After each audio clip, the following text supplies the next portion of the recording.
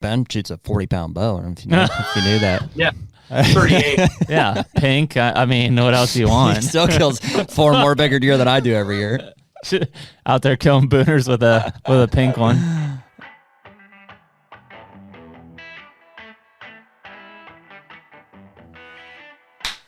And we're back. Bam. HUNTR Podcast. I have no idea what 48. 48. I was like, what? Man, you're losing track and I'm gaining track. What number is this? I didn't have to look at Colby for reference. So we're within 4 of a full year. Yeah. Wow. Yeah, that's a benchmark. It's it's November 23rd today, so it's Thanksgiving week. You're probably listening to this sometime in early December, second week of December, something like that. Yeah, I'm beat. I know, I can tell. I'm worn out. No offense. Yeah, I think the big thing is, I guess step back. We got back from Illinois not too long ago. Last Friday. Flop. Total flop, man. Weather still sucked, even though we kind of pushed our week. We had some good weather days. Okay. Early and late. We couldn't see a deer older than 2. Yeah, we didn't. I saw one dead on a deer cart. Yes. That's 3-year-old. Yeah. That towards the end I would have shot as well. Yeah, but other than that, we didn't see a deer on our lease and or on public. Though I think if we would have hunted that one spot that I hunted and you guys hunted, we would have saw that buck eventually. Maybe. If he's not dead. Yeah. Yeah, maybe. Once I got down in there a little further and realized there was a duck blind, it didn't bother me too much at the time, but I was like, it's probably not too good for their use of that corridor. funnel there. Yeah. Yeah, there's probably a real tight time frame they're using that. Yeah. And maybe we were like after hours. A step behind. Yeah, probably. Well, you know what though? Maybe not. I did see the only buck that I saw was like a 1.5 old point in it. Walked through there. Right in front of I saw that 2 or 3 year old come through there, but yeah, so Illinois was not that great. I guess right before that, I hunted opening weekend at Kentucky. Again, had great weather. We didn't see a deer all weekend. Like 2 of us, 2 different spots. I had the kids. Emily was, half mile from me. Like, didn't see a deer all weekend. Yeah. Now cameras are lighting up. I think that I was telling somebody last night, I am kind of reinvigorated for Thanksgiving week in that usually the 24th to the 2nd or 3rd is when you get another push of rut, just because all of those does that got missed recycle during that time frame. So starting like tomorrow, I think you could see a potential chase. You might see some buck activity. You might see some bucks show up that you haven't seen before, trying to clean up essentially. So there's this kind of last little, push of activity here before we get to truly post rut, which is back bed food. Yeah. And it could last even till the 7th or 8th of December, but yeah, by the time you're listening, not as concentrated. No, it's going to be hit or Obviously. miss. You're either in them or you're not. But frankly, like the rutting activity I experienced this year was trash. Yeah, not great.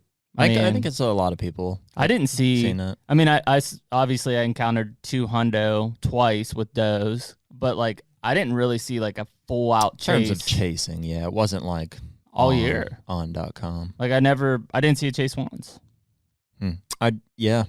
I don't think I did of a mature buck either. Weird young deer, and we hit a weird weather spell. Probably, that second week of November, which was not ideal. I mean, it really comes down to that first week of November when you killed yours, and the guy we're going to talk to today killed all his deer basically in that same time frame. Like that week, not before that. I feel like he had 2 or 3 deer down by then. It was leading right into Killed a lot of deer that last week of October, and that was it. I mean, that was the time to get, and we had that weird front come through that didn't really hold up like we thought it would at the end of October, and so it really concentrated itself. It was like 6 days. From maybe Halloweenish to the 6th or 7th of November. And then like outside of that, I thought it was pretty poor hunting. Yeah. Yeah, I'm definitely a believer that in terms of daylight movement of mature bucks, even during the rut, peak rut, those weather fronts have a lot to do with it. Yeah, we just didn't catch them. Yeah, it was a hard turn on like November 1st. Yep. November 1st through the you killed the second. Probably the 3rd or 4th. Those were all like I had the 200 days. On the 3rd right there. Yeah. Like, I mean, those were the days. Yeah. And again, the reason I tie this back into like, oh, I'm exhausted is we really tried to go out there and essentially give ourselves options in different leases in different states frankly, you can't cover them. You've got 6 days really of prime hunting. And if you stretch yourself thin across 2 or 3 states, unless you're like Ben Rising, who we'll talk about today, I mean, you either wear yourself out or you just keep moving and keep missing opportunities. You know, you kind of got to buckle down and capitalize on it and then move. Yeah. Yeah. And it just didn't happen. It almost seems like you got to just, master one of those setups. Yeah. But you want to have options too, because you don't want to tag out on opening day and then be 100%. like, I'm done. Yeah, no, and I think that's smart, as long as you can understand that you have to set a target goal for yourself, whether it's in a state, on your property, or a deer. And that's the one you have to put the most time into. Yeah, understanding that it could take the full season. 100%. And if you very, very often does. If you pull off of that and you go, let me go try 3 days here, let me go try 3 days here, eventually you're just scattered and none of your efforts are really paying off. Yeah, and that takes away from the fun too, I think. To feel obligated to jump away from, potentially a good area. But again, it's good to have options. So, sure. Figure out how to make options for yourselves without stretching yourself too thin. I think is probably the takeaway for us. Mm-hmm. And I think that's how we'll hunt adapt. those weather fronts. That's how we'll adapt going into next year. Yeah, weather you can't predict. And hunt where big deer are, man. My poor dad, man. He's like texting me this morning. He's like, "Where can I go to kill a 150?" I'm like, "Not on our farm. Not on our place." I know, and I mean you can't kill big buck if he's not there. And I mean, we hear that, we say it too much, but I mean it's true. It's that simple. Can hunt your butt off on a property, and if there's no big buck on there, you sure shit aren't going to kill them. Yeah. It doesn't matter how hard you hunt either. You can hunt all the best spots if they're not there. I mean, dude, that's what we did in Illinois. We found some banging spots. Like, from a map, went in, saw, confirmed, read, a historic sign. And the problem with out there is it took us, again, for anybody listening, this is Shawnee National Forest, or Union and Pulaski County, very southern part of the state. Felt more like the South and the Midwest. Just gets pounded with guys. Yep. And there's no way to know that until, maybe you can see parking spots filled or, boot tracks or black gut piles but still. But it takes a couple days to figure out like, oh, guys have really been in here for the a sign while. could look great, but that pressure will kill it real fast. Yeah. Yeah, and I mean I think that's everywhere, and I didn't really even hunt Pennsylvania this year, and this weekend I think that should change next year. I'd like to spend more time, maybe around here or maybe up north. I mean, I'm hearing a lot of good things about the big woods. Yeah, I think it's just harder hunting and time investment and sure. And I think that's where if we can recalibrate some of our Midwest trips to this area, I think it'll pay off, and I think there's good bucks up there. And so I think that's the stuff that we've kind of looked at, and we ran our course there's this good bucks around here. Like for sure. A day or two after I killed mine, like I hear that a guy killed a bigger one, like right behind the dairy in Pittsburgh, in Mount Oliver, like the ghetto, basically. I know. It's just finding those little honey hole type places and locking them down. Yeah. It's not like black magic. It's just a whitetail has to get to a certain age, and a certain percentage of them will show antler potential to be high scoring. Like it's that hard. If you can get a whitetail in Pennsylvania to reach 5 years old, even 4, but for sure 5, it's going to be a big buck. Yeah. Going to be a big buck. Yeah. Like very rarely you're going to see. At least 50%. It's not like there's just have you ever been anywhere where there's just like, oh, the genetics here are terrible? I'm sure they do exist. But sometimes in the South. In the South? Yeah, I mean, I've seen a lot of 100-inch 5-year-olds in the South. Yeah. But I don't think you see that as much up here. That's why everybody from the South is coming up to Illinois. That's one interesting point. And so again, this is not Pike County area, central Illinois. Southern. This is southern tip of Illinois. We didn't encounter one person that was from north of that location. No. Every person was from Louisiana, Mississippi, Alabama, Arkansas. Yeah. And they're, and it was heavy. They're used to hunting swamp donks, and it was thick. Yeah. Yeah. Yeah. So, but let's hear about some successes here. Yeah, I mean, here's the thing: we hammer this first week in November as being it was the time to be out, and the guy seems to do it every freaking year, which is really amazing. Yeah, I mean, he makes it seem easy, and we know it's not. Like I don't want to stroke. He probably doesn't need any additional affirmation from anybody, but he's one of the best deer hunters I know. I mean, and so he killed four mature bucks in 2 Illinois. one in Kansas, and one in Ohio. Ohio, that's right. Yep, home state. Yep. And so Ben Rising is who we're talking about. We've had Ben on before, but I mean, he killed 4 bucks in, I don't know, he's going to tell us 7-10 days, something like that. It's insane just to think that that's how, and it's just. We're going to find out. I'm going to ask him. Figure his strategy Let's figure out how we do this. All right, let's bring Ben in. How's it going, guys? Good to see you, man. Yeah, you too. What kind of crap were you just talking about? You'll never know until the podcast comes out. That's what Adam said. He goes, you guys back railed him. No, he did not. Just petted him a little bit. In fact, we were actually Jared was trying to make your head bigger in the opening part of this podcast. Yeah. Giving you too many compliments. I had to put him back in place. Yeah, I'm just normal. So, first of all, dude, we were just talking about how, at least in my opinion, in some of Jared's here, it's been an unusual season, in terms of what we've kind of seen from activity and stuff. But just so everybody listening is kind of caught up to speed, you killed 4 bucks. And when did you kill your first one? October 23rd. And you killed your last. That's your day, isn't it? Yeah, I've killed 3 booners on October 23rd now. Yeah. Wow. And that was the Ohio buck? Yeah. And then when did you kill your last one? The last one, I think it was 12 days is what my run was. That's what it was. Yep. That's crazy, awesome. dude. I wish I could get it done in 12 days, even just one. Yeah. That's nuts. I killed two 180s and the 60s and then a 40s. Jeez. Yeah. Where did you But kill? I would have had 3 booners actually, because in Kansas, I actually hit a limb on the first deer. Oh, really? And yeah, I hit a limb and it skipped the arrow. And we're not going to hide it. We're going to show it on video. But I'm really surprised that it did it, because it was just a small cedar limb. But even in the slow mo, you can see the leaves, the needles fall off that cedar limb. Mm-hmm. But it's just enough to. And what it did is it sent the arrow up, and it hit him in that tuft of the neck. Yep. Like that loose skin above his shoulder and his neck right there, like right where his neck meets his, and there's just nothing there. I mean, it actually only went in. It looked to me like maybe 2-3 inches, period. Really? Yeah. He never bled a drop. Like he went 400 or 500 yards. I tracked him 400 or 500 yards just by tracks through a cow pasture, across a creek bottom, up into a cedar thicket. And yeah, I mean, nothing. Wow.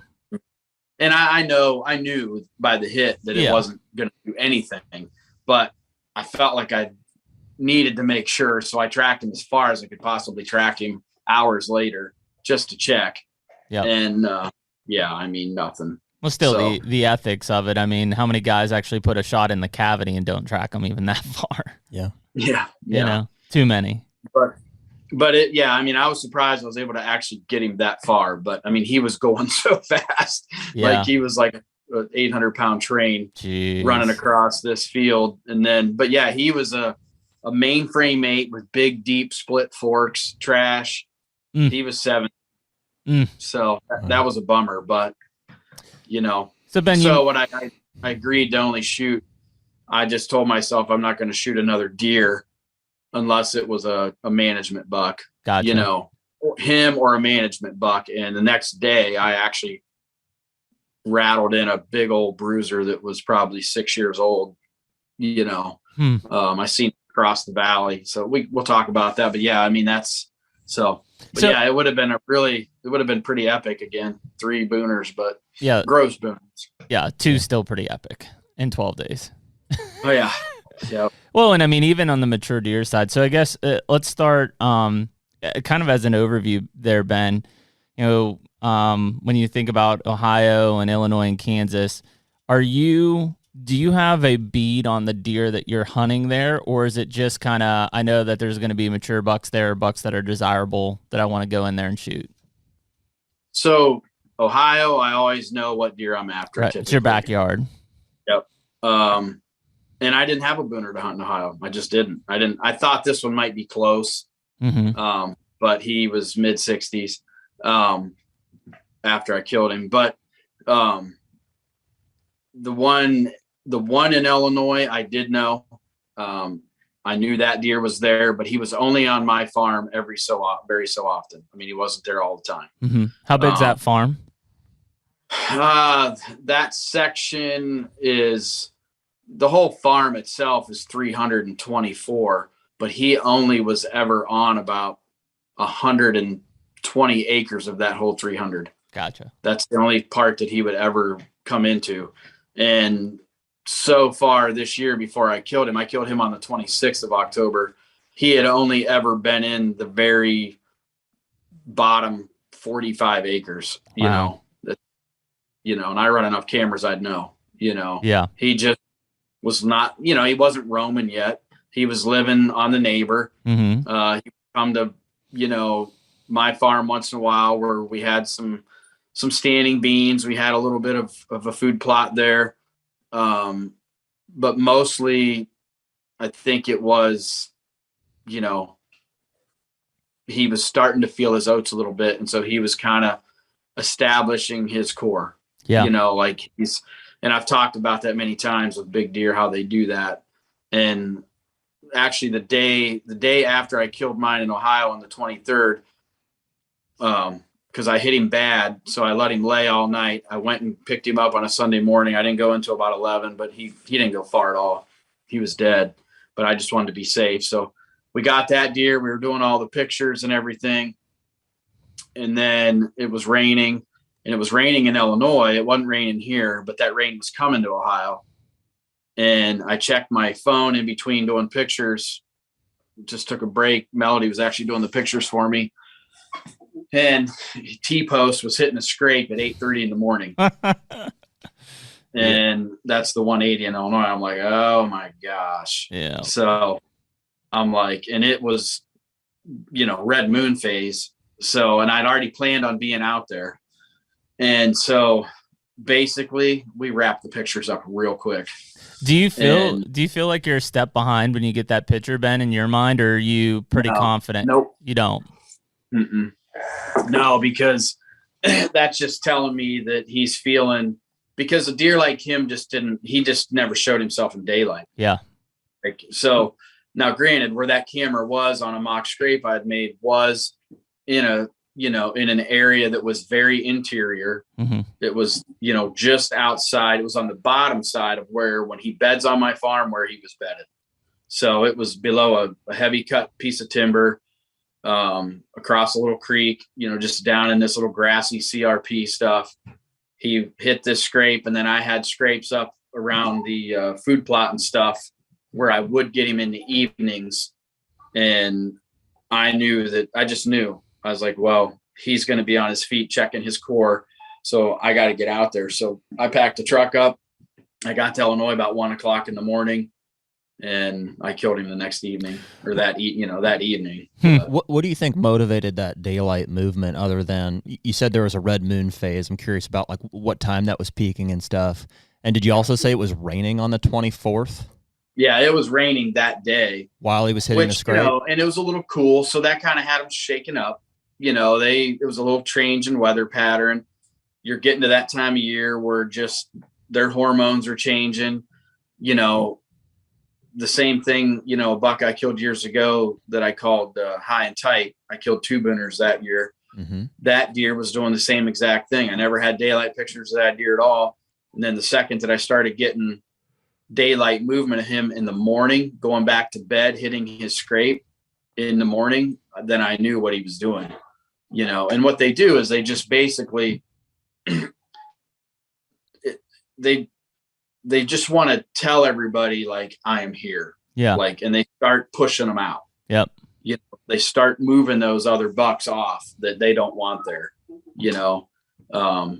cause and I started to notice that even on my cameras, less 4-year-olds were around in that area of the farm. They were starting to show up in different spots. Gotcha. And they'll tolerate those 2.5s, 3.5s, but they will not tolerate those 4.5s and older. To me, it doesn't seem like, if they're the dominant deer. So had T-post been there throughout the summer, or did he kind of move in at some point? Sporadically. Like that. Like I said, I just got enough pictures of him to know that he was alive and he was around. And once in a while, I'd get him in the morning on my food plot. And so I knew when he was around, when he was on my farm, he bedded tight right there. Mm-hmm. You know, the bedding area was close to where I put this little tiny food plot. This basically was a long finger of a big field that went back into a corner, and some nice thick timber on one side and then some open timber on the other side. And it made a hogback ridge that went right into beautiful bedding, you know, thick bedding area. Well, Ben likes some hogbacks too. That's we've had some luck with those. What was in that food plot, Ben? Big time. That one was Last Stand, I believe.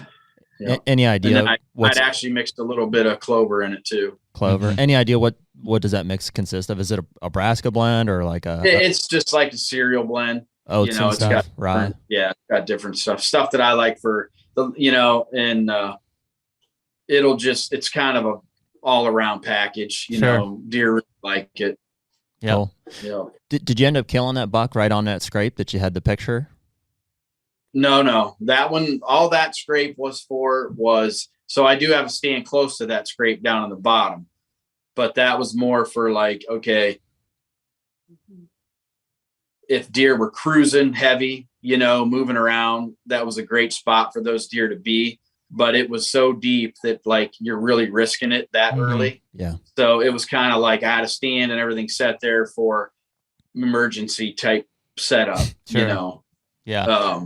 For the Hail Mary. Yeah. And I mean, granted, there'd be days and I did hunt it after I killed him just because I wanted to see. Yeah. You know, I hunted it after I came back to Illinois. I hunted it for a couple of days I just wanted to sit there. Yeah. And hunted it one day and had like 7-8 does walk by, a couple little bucks, you know, had a transvestite buck walk by. He had like these horns that were like molded into his head. Like somebody had taken a ball peen hammer and smashed his spikes over and rounded him. Wow. It was the craziest thing I ever saw. Like he was wearing a helmet. Wow.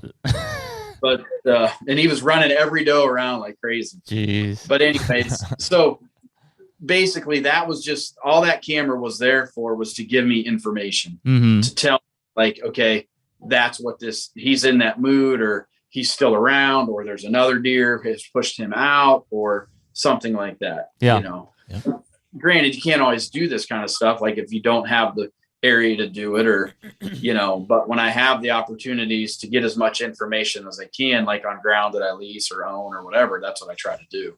Sure. So where did you kill him at? So I killed him actually up top. He come up out that hogback ridge through the oaks and then come right into the corner of the plot where I was sitting. I had him at 15, 16 yards for 5 minutes. Wow. He's just making great, peeing in it, peeing down his legs, chewing on the branches, just doing his thing, showing his dominance. He's like, you know, and he was the last deer to move. I mean, like I literally thought it was over for the night. Like, cause I'd seen a lot of different deer, filmed a little bit of chase, and just, you know, that time of year, the bucks coming to the plot, there's a doe, and just go running after him. And I had grunted just a little bit with my extinguisher, trying to, you know, and just tickled the antlers just a little, like small bucks up there, kind of feeling their oak. Cause I'm like, if he's close, you know, if he's bedded where I think he's bedded off this hillside here, he's going to hear that. And that might be just enough to get him to move early, you know, but I think he was already on his feet a little bit in that timber. And I probably had 15 minutes of daylight left, you know, good camera light anyways. Yeah. And all of a sudden I heard the leaves, and I could just tell by the sound of it that it was a heavy deer. And to my left, and here he was coming through the timber. And do you think his mindset at that point, Ben, was, like you said, more about like feeling his oats and establishing his territory, as opposed to he wasn't up like seeking does necessarily? No, he didn't give does. No. Yeah. At that point, those bucks know, like they're not going to waste any energy on a female deer at that time. Like they know, you know, it's just senseless. All he's doing at that point is coming out there and telling everybody who's the man. Yeah. I mean, he literally stood in that scrape and pissed in it and rubbed his legs together got himself all worked up, chewed that branch, raked the horns in the branch, pawed the dirt like a bull. I mean, he was just like, man, I think that almost getting more aggravated by the second as he did it. Right. I think that transition is really interesting to note. So I killed my buck on November 2nd, and yours was 23rd, October 23rd. So between October 23rd and November 2nd, and I know we're in a little bit different parts of the state, but Ben's buck was just establishing his dominance, laying sign, doing his thing. My buck wasn't doing any of that. He was on a mission to an opening where he thought does might be, and he was straight looking for does. Mm-hmm. Now the deer in Ohio that I killed on the 23rd was a little different. Okay. We're still talking about the Illinois buck. Yeah, sure. That I killed on the 26th, but the Ohio buck was doing exactly what really on the 23rd. But the deer on the 26th, so he worked that scrape, and then once he started making his way to another scrape that I have a tree in the middle of the food plot, just a small tree, small oak, and he was going to go to that one and work it too, and I stopped him in between and shot him. And Ben, do you think, like, in just kind of your observational side, let's stick on that Illinois buck for a second. Do you literally think he's like days away from flipping that switch from establishing dominant area to transitioning to seeking? Well, I don't think those big bucks have to seek most of the time. That's why you don't really start seeing those big bastards till a little bit later, because they don't have to. Those come to them. So how does that work? How do they transition from establishing their territory, and how does your hunting change? Well, they don't leave their area. I mean, they'll walk around in daylight, in those days, certain days, like for us, a lot of times we peg it on the red moon phases or weather patterns, but they'll move in daylight, but they're not running around rampant like, oh my gosh, I got the doe. They're just kind of doing their thing. They come across one, they'll nudge her a little bit and do their thing, but they're still filling their bellies. But for the most part, and they'll show up in those spots, they know what doe comes in first. Trust me. Those big bucks know every year, they know what does and what area of that farm are going to pop first. Those adult does. They know. So sometimes you can think that they've just disappeared, where really all they are doing is just hanging around a spot. And do you think they're kind of waiting on her? If you look at like that part of your farm, and this goes back to, Jared and I've kind of talked about, you can't kill a big buck if he's not there, and if you're buying or leasing, whatever. Do you think that sets your farm up to be kind of a trendsetter, in that like that area could have that same effect year after year, being that if the does kind of are in that area, that big buck or a big buck knows that like, hey, this is where they're going to be. This is where I need to set myself up, and it's going to happen. Yeah. Well, I mean, I think like this farm that I'm particularly talking about, it could have multiple spots like that. Yeah. It's just this farm was very mismanaged before we bought it. Mm-hmm. It's the first time I've ever bought a hunting farm. Sure. Like I've just never done it. Like I've always but it's the American dream. Yeah. You know what I mean? Like anybody that's out there and says that you suck if you don't hunt public, you can kiss my rear end, because I've done that enough. I've done enough private. I've done enough door knock, and Yeah. And I'm 47 years old. I don't want to play that game anymore. Mm-hmm. And I've worked my butt off to be able to afford to have a place like this. And I want to have a legacy if I'm able to, me and my buddy bought it together, and we both feel the same way about it. And, it's a nice size piece, and feel really blessed about it. And to be able to actually, I guess you'd say, farm for deer in a sense, but more or less really just try to somewhat create your own destiny to a degree is kind of cool. I've never really been able to do that on dirt that I actually owned. Yeah. Did Crumman have any involvement in that farm? Like because he's a whitetail properties agent in Illinois, isn't that right? Yeah, he is, but no, this was a different kind of deal. But yeah, I think that's a good point, Ben. I mean, and again, it's no knock to anybody on the public side, but like there's something different about owning your own piece of ground and being able to invest in it, knowing that your hard work or whatever you spend on that property eventually can come back to you, Yeah. Well, so here's how I look at it. I mean, and trust me, I respect people that hunt public land. Like I said, I've been challenged many times to do it. I did it years ago on Drury's on video, killed 160-inch deer on Iowa public ground, killed some in Ohio, the 180-inch deer I killed a few years ago, lived on public. I killed him 20 yards into private. Yeah. You know, I'm hunting him also on the public, but anyways, I know I can do it. So I don't feel like I have to, but I do respect the people that maybe that's the only place they have to hunt. Sure. Yeah. Absolutely. You know? And so I feel for them truthfully, because it's a battle. Yeah. I mean, it's not fun, because Cody on our team just killed one in Illinois on public ground. We saw that. Not a big deer, but he literally, in the video, you can see the guy in the second angle 30 yards away sitting in. That's so crazy. Which part of Illinois? I think he's south. Yeah, that's where we were just out there for a week. We hunted like Shawnee, like Pulaski, Union County. He was. I don't think he was that far south, but close. Oh, dude, it was terrible. Yeah, we saw 200 hunters. Terrible. Yeah, well, that's what. So when they went out early in October and hunted a little bit just to and they never saw anybody. Yeah. They went back out when he killed that deer. And both him and Holden there was just people everywhere. Yeah. Everywhere. They had a camera stolen. Guy threw a cigarette pack right beside the tree. Then he had his camera stolen. Yeah. I mean, it's just like, you know. We learned a lot about that part. Well, again, I think that, first of all, obviously for all those reasons, public land is an extreme challenge in hunting. That said, I think the three of us especially, and I'm sure a lot of people listen to this, we live deer year round. My mind's thinking about it in the springtime, shed season, planning, summer scouting.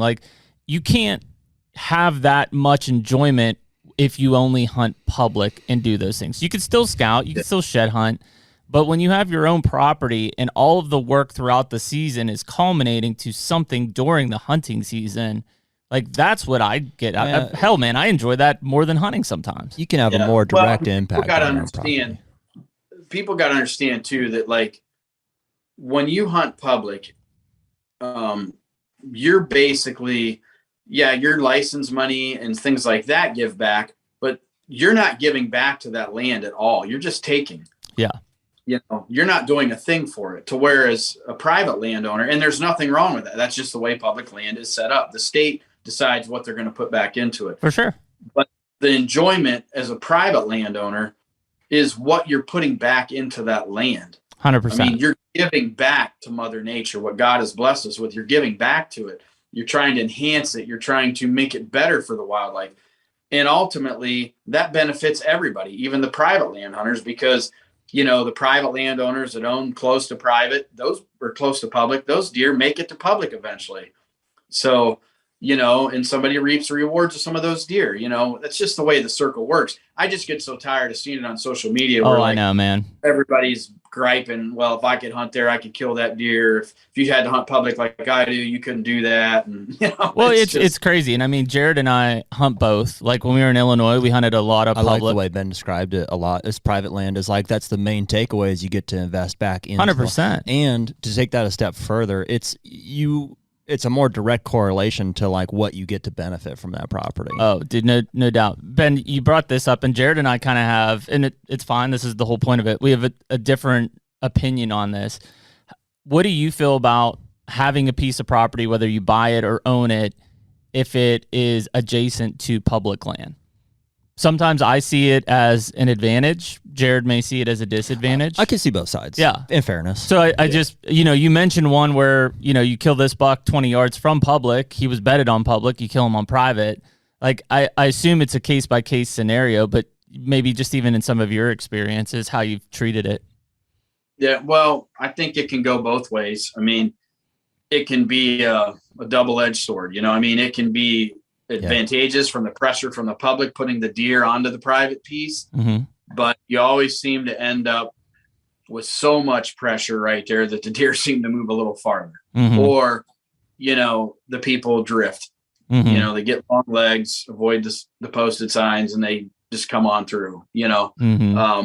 So me personally, I don't want to buy next to public ground. That's what I'm going to be looking for, but I've seen some pieces at border public that are very good though. I've seen public out there that's awesome. You would never. So for my first 10, 12 years of hunting Iowa, all I ever hunted was public. Right. I just tried to never tell anybody. Yeah. You know, and it was amazing hunting. I mean, I saw more big deer there than I probably anywhere, but it got out. And now I can never draw that zone. It was a zone I used to draw every year. Yeah. Now I can't draw it. And it takes 4 years now to get it. Well, and we're the same way in Kansas. That it was good. Yeah, Kansas. I mean, we hunt a lot of public in Kansas, and frankly, it's as good, if not better, than our leases in some cases. Yeah. The walk-in too can be really 100%. Awesome. Exactly. Yeah. I think it just depends. I mean, because unfortunately, man, it's trending in that direction. Like, frankly, I think that Southern Illinois public probably always gets pressure, but a lot of the guys that we talk to that have been there for 8, 10, 12 years, we're all like, man, this year is absolutely insane. And having put in for other states like Iowa and Kansas and realizing how hard those are getting to draw in makes me believe that people are, starting to trickle down into those over-the-counter states. Yeah, they are. Well, so just like this year, I just saw a thing that I think it was this morning, me and Melody saw it on the news. They were talking about youth gun season in Ohio. I saw that. 2-day. What they say the percentage was, like up 27 or 30%. Yeah, it was almost 8,000 harvest or something, which is like astronomical. Yeah, it was up like 30% compared to last year. So which is crazy. How many people? That was a COVID year. You would think that over a COVID year we would be at the same or lower.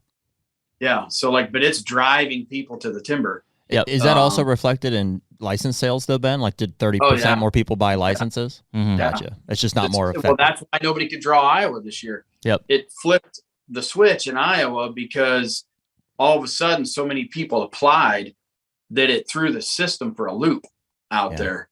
Yep. So many people were just buying points or applying, and it really kind of rolled things from what I understand. And Kansas, I know people that have drawn Kansas every year. This year didn't draw. Yeah, us included. This guy. Yeah. I mean, it was what, 8 years in a row until this year, 7 years in a row, and then this year, no go. Yeah, and then it's a heartbreaker. Yeah, because you spend so much time trying to figure things out. It just sucks. But you come out of last. That's why I don't understand. Like, they're always everybody in the hunting industry saying, "Well, there's fewer hunters now." How? I know, man. Doesn't seem accurate. We're in and listen, at the end of the day, I get it from a retention recruitment. Like, obviously, Ben, you have kids, you have grandkids coming. Like, I want future generations of hunters. That's the legacy that we have.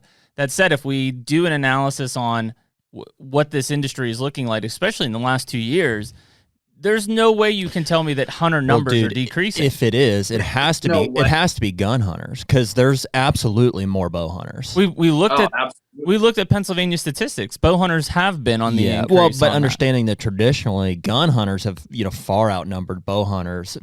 I would believe it if that number's going down. And how many states now allow crossbows as part of that archery side? A lot of them, at least Illinois and Ohio. Because I think it was who was it? I was just reading an article too.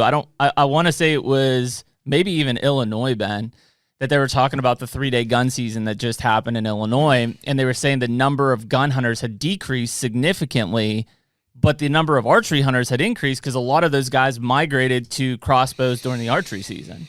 So they didn't need that 3-day gun season. Everywhere this year in Illinois. I mean, the crossbows just open up a whole new realm of people. And I mean, dude, I might make some people mad. We're all hunters. I get it. And I'm not like trying to say that, anybody's better than another, but I do not agree that crossbow is archery. I mean, not the ones today. Agreed. I mean, they are a totally different breed of crossbow. Yeah. And 100%. These guys walk into the shop, like, at Miller's Gun Shop, where I do all my archery stuff. Larry tells me about how these guys come in to get a raven. First thing out of their mouth is like, well, I can shoot at 100 yards, right? Yeah. Yeah. Well, and there are guys that do. And he's like, yeah, with an 8-foot holdover.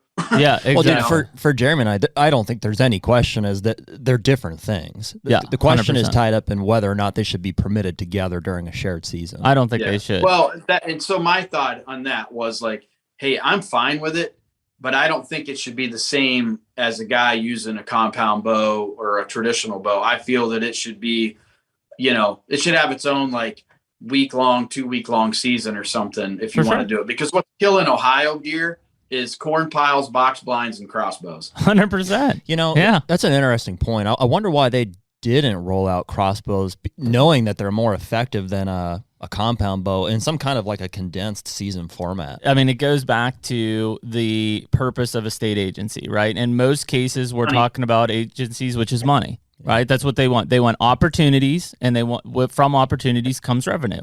It's a state business. I get it. I don't knock it. You know, there has been transitions. Like for a long time, you had to be disabled to have a crossbow in like the state of Pennsylvania. Then it became youth and seniors could use them. Now it's everybody can use them. So like there was transition points to it, but again, it's opportunity, money. Yeah. You know, these state agencies aren't managing for big bucks, you know, and they can get, if they tell you that, they're lying, right? 100% lying. They are. I mean, truthfully, the only state I have ever been in my life that really seems to actually put deer in the process is Iowa. Yeah. I mean, and they can.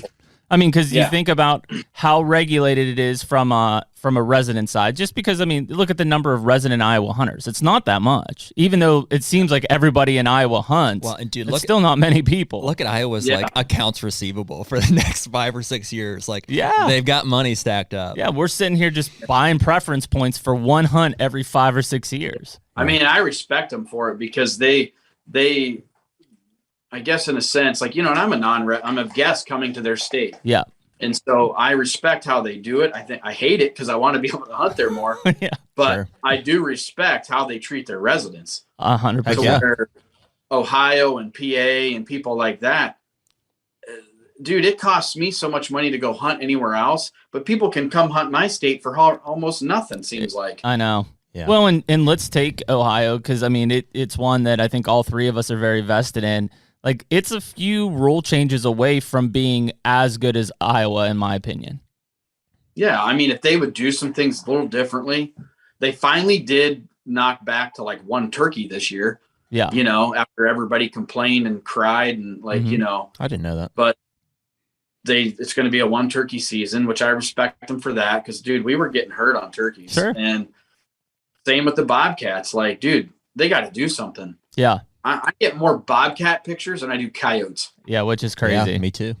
Yeah, and I mean, I think that's the stuff. And again, you look at, you know, you've got the corn, the baiting during hunting season issue. You've got the crossbow issue for, you know, the full length of the season at least.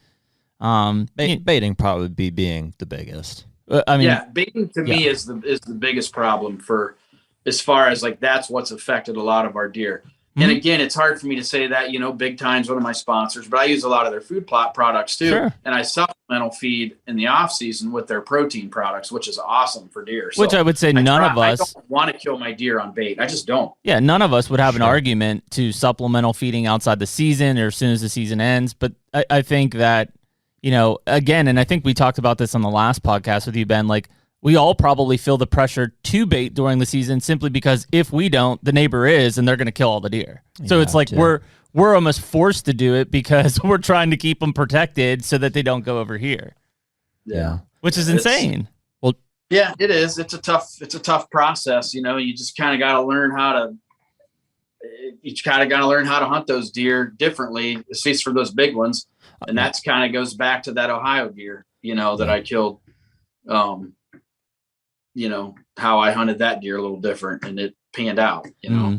I think the bummer, like for me, is that like having experienced some of it in Kansas and stuff, is that unpressured deer seem like the most fun to hunt. Like they're doing what deer are supposed to do. And while corn piles are not necessarily a form of pressure, it definitely affects the deer like in a similar way to 100%. Where they're not doing the stuff they would normally be doing. And that takes away from it for me. Yep. Honestly, so like there's so many people out there, like we get all these questions and stuff on social media on, you know, how do you do this and that. And like, there's so many people that want knowledge on how to hunt deer, you know, and how to harvest mature deer. And you want to be able to give them the info that can help them. But what I have learned in any of these states that allow baiting, you can throw it all out the window. Yeah. Because it manipulates the deer so much. They still act like deer to a degree, but not like they should act. Yeah. And they become a different kind of animal. Yeah, they're like crackheads. They've had bad experiences. They're like crackheads. Like they always, no matter what they're doing, like they got that corn pile in the back of their brain. They're like, I'm gonna make it there eventually. Mm-hmm. Yeah, we call it the corn tooth. There you go. Yeah, there you go. Corn tooth. Yeah, corn tooth. Yeah, and it's just one of those things where it's like, it sucks. So what I've tried to do is learn how to hunt those deer in a sense of where like I still feel like I'm hunting them, because still like a lot of my big bucks won't go to that bait until dark. Right. So when I get a deer like that, I think it's fun because then it becomes a challenge. And that deer this year in Ohio was that way. He did not have the corn tooth in any way, shape, or form. Yeah. And I loved that about him because he would come by it. He might grab a bite at midnight, but for the most part, he just did his thing and he knew it was wrong. He stayed away from it. Yeah, so this isn't supposed to be. He's like, here. I feel so dirty. Like he's like, I think he's been poked, or something when he was younger. He's had some experiences. Yeah. And so, I like them kind of deer, when they're like that. Well, and I do think that ultimately, for two things. Number one is if you think about how most people are feeding for corn, it's during the season, so you're not influencing that herd very much, compared to if I'm doing habitat work or if I'm planting food plots or whatever else. The other thing is I think that for a lot of guys, like they'll put it out, it goes dry in 3-4 weeks, and then they're like, oh shit, I got to go back and put a couple more 100 pounds here, like. That inconsistency and stuff isn't helping you. Like it literally is not making, like you're going to literally change everything that you've learned about that deer in the 3 weeks that pile was dry. You're going to put a pile of corn down thinking it's going to increase your chances, and every bit of research that you have is now out the window because it's going to change their behavior. Well, unfortunately, it does though. In terms of like influencing the herd, and not necessarily in a positive way, but freaking if there's a time that a buck is going to come into a corn pile in daylight, it's like that opening day of gun season. And and if those guys, in terms of time frame, sure. And so it unfortunately does kill a lot of bucks of all age classes and drastically affects what us year-round managers have to work with after the fact. Yeah. And what I see here around my area is what happens is these guys bait heavy. And I mean, it's baiting to these guys around here is like a job. Yep. Yeah. I mean, it's the price of corn. Corn this year is outrageous too. It was like $9 for a 50-pound sack. No, it's not that bad. No, seriously, they probably spend more on corn than they do their kids. It is up this year. I paid $9.25 at the co-op in Kentucky. Oh, you got the good deer corn. I'm talking like straight white bag. Really? Well, I was paying $6 a bag. If you go straight to the farmer, it's cheaper. Well, that's what I'm getting at the co-ops. Yeah. But Ben, I posted a picture to our Instagram the other day of a guy driving across the bridge at East Liverpool from I guess it's West Virginia to Ohio, and he's driving an old like Ford pickup, and his entire bed has like a tarp in it, and it's completely full to the brim of corn. Corn, opening day prep. Well, it's funny because like I actually just called a farmer yesterday to get some ear corn because I got gun season coming up this weekend. Yeah. And I want to go to a lot of my farms and just dump it out just to try to keep the deer in her. I'm doing the same thing. Because we're going to get cold weather and those deer do eventually give in. Yeah. And not only that, but you get those does that are smelly and you get those last bucks, those big bucks that are the last ones to stop rutting. Follow them does in where they come there looking for them and then they get smoked. 100%. Well, and it's so funny because you think about so many hunters approaching, because Ohio gun season's Monday after Thanksgiving, so we're a little less than a week away. So many of these guys that are putting corn piles out to go on the offensive, here we are talking about the defensive to basically protect these damn things so that they don't end up treading over the line and getting shot as a good 2-year-old or 3-year-old. Yeah, it's tough, man. Yeah, it is. It's a lengthy situation. I do. All right, here. As somebody who has hunted corn, I do want to throw this out there though. Yeah. Have you noticed? I guess maybe Ben, you've got a little more experience in Ohio than Jeremy does. But have you ever seen, like, if you put a corn pile out, regardless of the reason, that if you get a buck show up that night, more often than not, he'll be there the following day in daylight, and that might be the last time you see him on there? Yeah, I mean, it just depends. I mean, now, granted, I'm not going to sit when I outfitted, dude. I had guys that would not hunt unless there was corn underground. Sure. Doesn't surprise me. Deer. Yeah. So like you learn how to use it, to where you can kill deer. Mm-hmm. And like I said, those bucks that have the corn tooth, and they may not have it forever, but they'll get it for a day or two. Yeah. And you can definitely take advantage of one like that. There's no doubt about it. Yeah. And I mean, like your farm, Jared, for example, you get a big one. He hits that sucker right in the morning at daylight. He's close. Yep. You know what I mean? Like, he's close. There's a very good chance he's going to be back on that corn that evening. Yep. Absolutely. There's also a very good chance of you coming from 100 yards downwind. Yeah.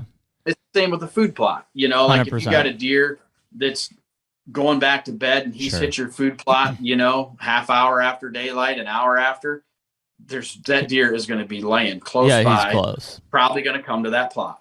Yeah. I do think that there are some, like I said, the 200 I was hunting in Columbus, I've never seen that deer touch a corn pile. And trust me, they're everywhere on that property. Never once. Yeah, remember in that picture John got? Oh, in September. I guess that's the only time, though? Only time. Interesting. September 27th or 8th, I think is when I got him. Yeah. That's the only picture I've ever had of that deer in 2 years touch a corn pile.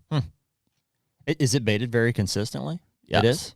Yeah, interesting. That farm ground. Columbus, every parcel around it's got corn on it. I know. And there's a big cut cornfield behind it, so maybe he doesn't need to hit a corn pile. I don't know. Yeah. But, like, he's eaten brassicas, but I've never seen him come to a corn pile besides that one time. Maybe he knows. I don't know. After the podcast is over, I'll tell you how to kill that deer. I need to kill him. Cool. So we hit Illinois. We were going to touch back on that Ohio buck though, because you said it was seeking a little bit more like Jared's buck was, and this was on the 23rd of October. Yeah. So that deer, basically, that I called him Roman because he was such a weird looking deer. He had big giant twos and he had giant threes, small twos, and small brows, but he kind of looked like a Roman's helmet.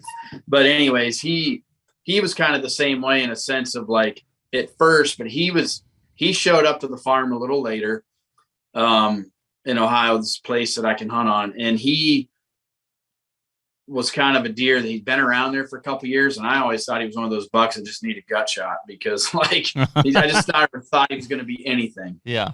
You know what I mean? And all of a sudden this year he shows up on the camera and I'm like, what in the hell? He really blew up. I couldn't get over it. And so long story short, I was like, well, I'm going to try to hunt that deer, and he was kind of in and out for about 2 weeks, like he would be around, then he'd leave, then he'd be back, then he'd leave. Well, here, all he was doing, I think, was staying in the timber eating acorns,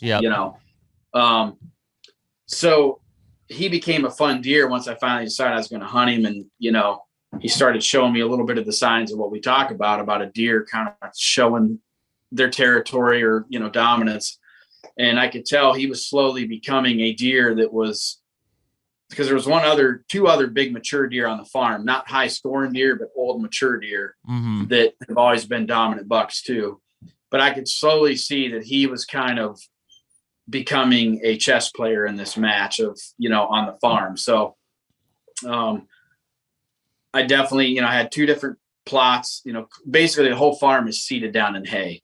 Yep. And so like my food plots really don't do much when you've got alfalfa and clover growing in the whole fields on the whole farm. Yep. So basically, I had just had a little sweeter clover, I think it was, that I had planted, and it was that foundation clover by Big Time. I really like it.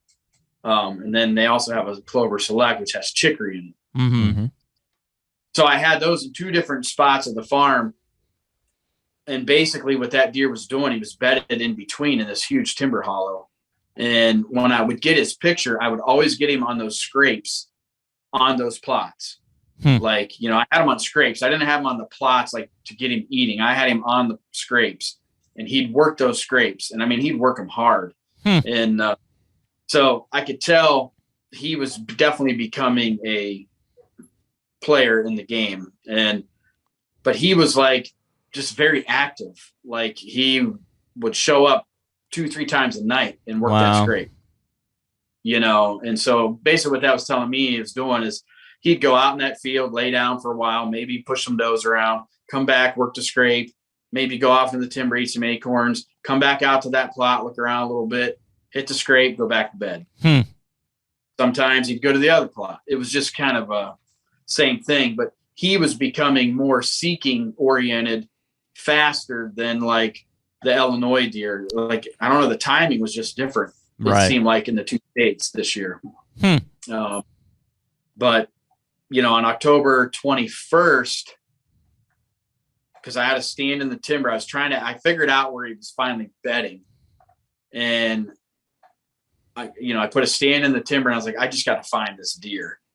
And because I could never exactly pinpoint where he was. Well, then I seen him at about 150 yards away one night with binoculars. I watched him come out of this one hollow where I thought he might be. So then I moved to stand the next day. I snuck into that stand. And as I was climbing into the stand at 2:30 in the afternoon, I got off work, got in there, and I'd raked the trail all the way into the stand the day before when I got out. I just kicked the leaves off the whole way out. I just made the noise and did it. And I snuck in there the next day. And as I was climbing the stand, got into the stand, and I looked to my left, there's a doe at 40 yards. And I'm like, okay, darn it. So she's just kind of standing there. She didn't know anything was going on. So I'm like, how am I going to get my camera arm out and all this stuff set up? I was by myself. And all of a sudden I heard, brr, and I looked to the right of her. Here, he'd stood up out of a treetop. He was with her, just already with her. Wow. And 40 yards. And I got this big giant deer standing there.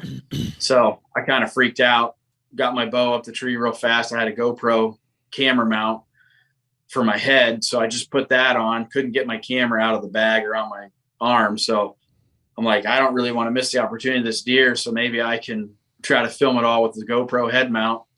He pushed her downhill a little bit, got off of her. But she was still too close that I couldn't do much. He was down the hill going to walk off. So I took the black rack real fast and rattled, and he come right back. And he was coming up and around, and he came in fast. And I'm trying to adjust my hat and all this to try to make sure I get it. He came into like 25 yards. I thought it was 30, 33 yards. I somehow misjudged it, everything going fast, and I shot right over his back. I mean, when I shot, though, he exploded and dropped, but still I zinged it right over his back, never touched him. Jeez. So I was like, gun, you know.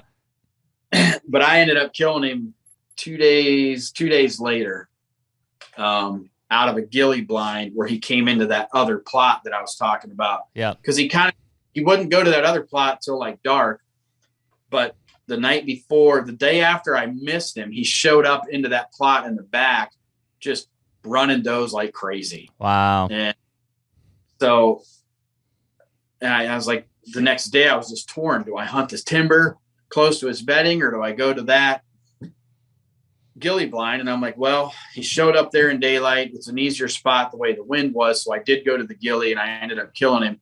But the funny thing was, he actually showed up in front of my stand in the timber first, before he came to worked his way right through. Yeah, so either spot I could have killed him. It was pretty cool. It's so crazy when you talk about a deer like that just seems, even though he's very concentrated in an area, it just seems so mobile versus some of these other deer that it's like when you do see him, you better be in the right place or he's gone again. Like you don't see him often. So this deer, he was staying in I would say it was about a 50-acre spot, but he was running that 50 acres those 4 days like he was full rut.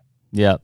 But then when he come into that field that night, he just came through the plot slowly eating and kind of sniffing around, looking at those. And then he started pushing one because he squeezed right past me. I was trying to get a shot.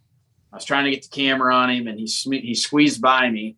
So I just calmed down. I had to draw on this deer twice, but I calmed down. He went out to like 70 yards, and I was like, he'll come back. He's going to push these does around again. And sure enough, he came back. He ended up pushing the doe 10 yards from my blind. Then he went out to about 21 yards and stood broadside, and I still shot him back a little bit. The deer just, for some reason, that deer had some kind of mojo on me. That's crazy, man. It's funny that you said you got him by that stand again, because again, I think a lot of us as like hunter intuition, especially around a mature buck, is like you make a mistake on a deer like that, the odds of him, especially soon after, coming back that same spot, you would think are not good. A lot of times they don't even know what it is. I was going to say, what was his reaction? Did you think? Yeah, I mean, freaking blew out of there like crazy, but he never blew. He didn't know what happened. Yeah, just something. He just heard the arrow zing over. He heard the bow go off and the arrow zing over his back. Yep. He didn't. But granted, I'm to a stop. Yeah. So they hear that and they look. So they don't really know. It's one thing if they get your wind. Yeah. But he didn't get my wind, so that's a different story. But also, again, the girls overpower everything. So the spot that stand was in the timber, where there was a couple treetops on this open ridge, and all these does like to bet around. And I watched this group of does all the time come in here and lay by that.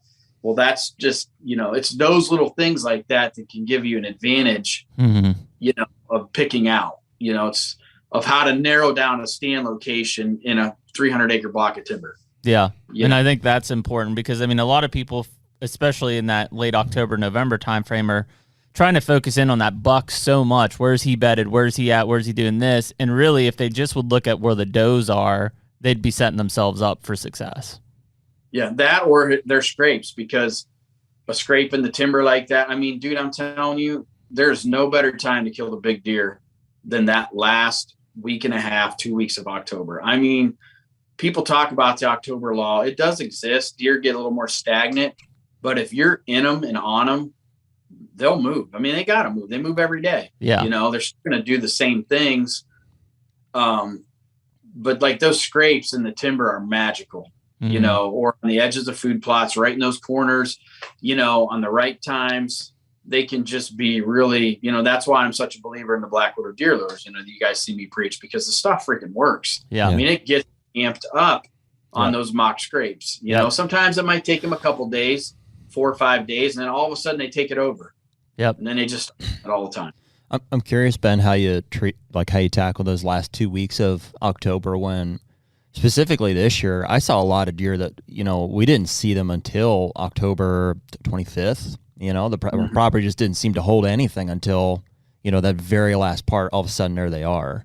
Maybe not necessarily. And that could be too, Jared, that could be crops coming off. That could be, so like, if they're not there, they're not there. Yep. It's, you know what I mean? So like, if you just have to deal with it as the time comes. So like, as the deer present the opportunity. So like this deer, he was pretty frequent from October 10th on.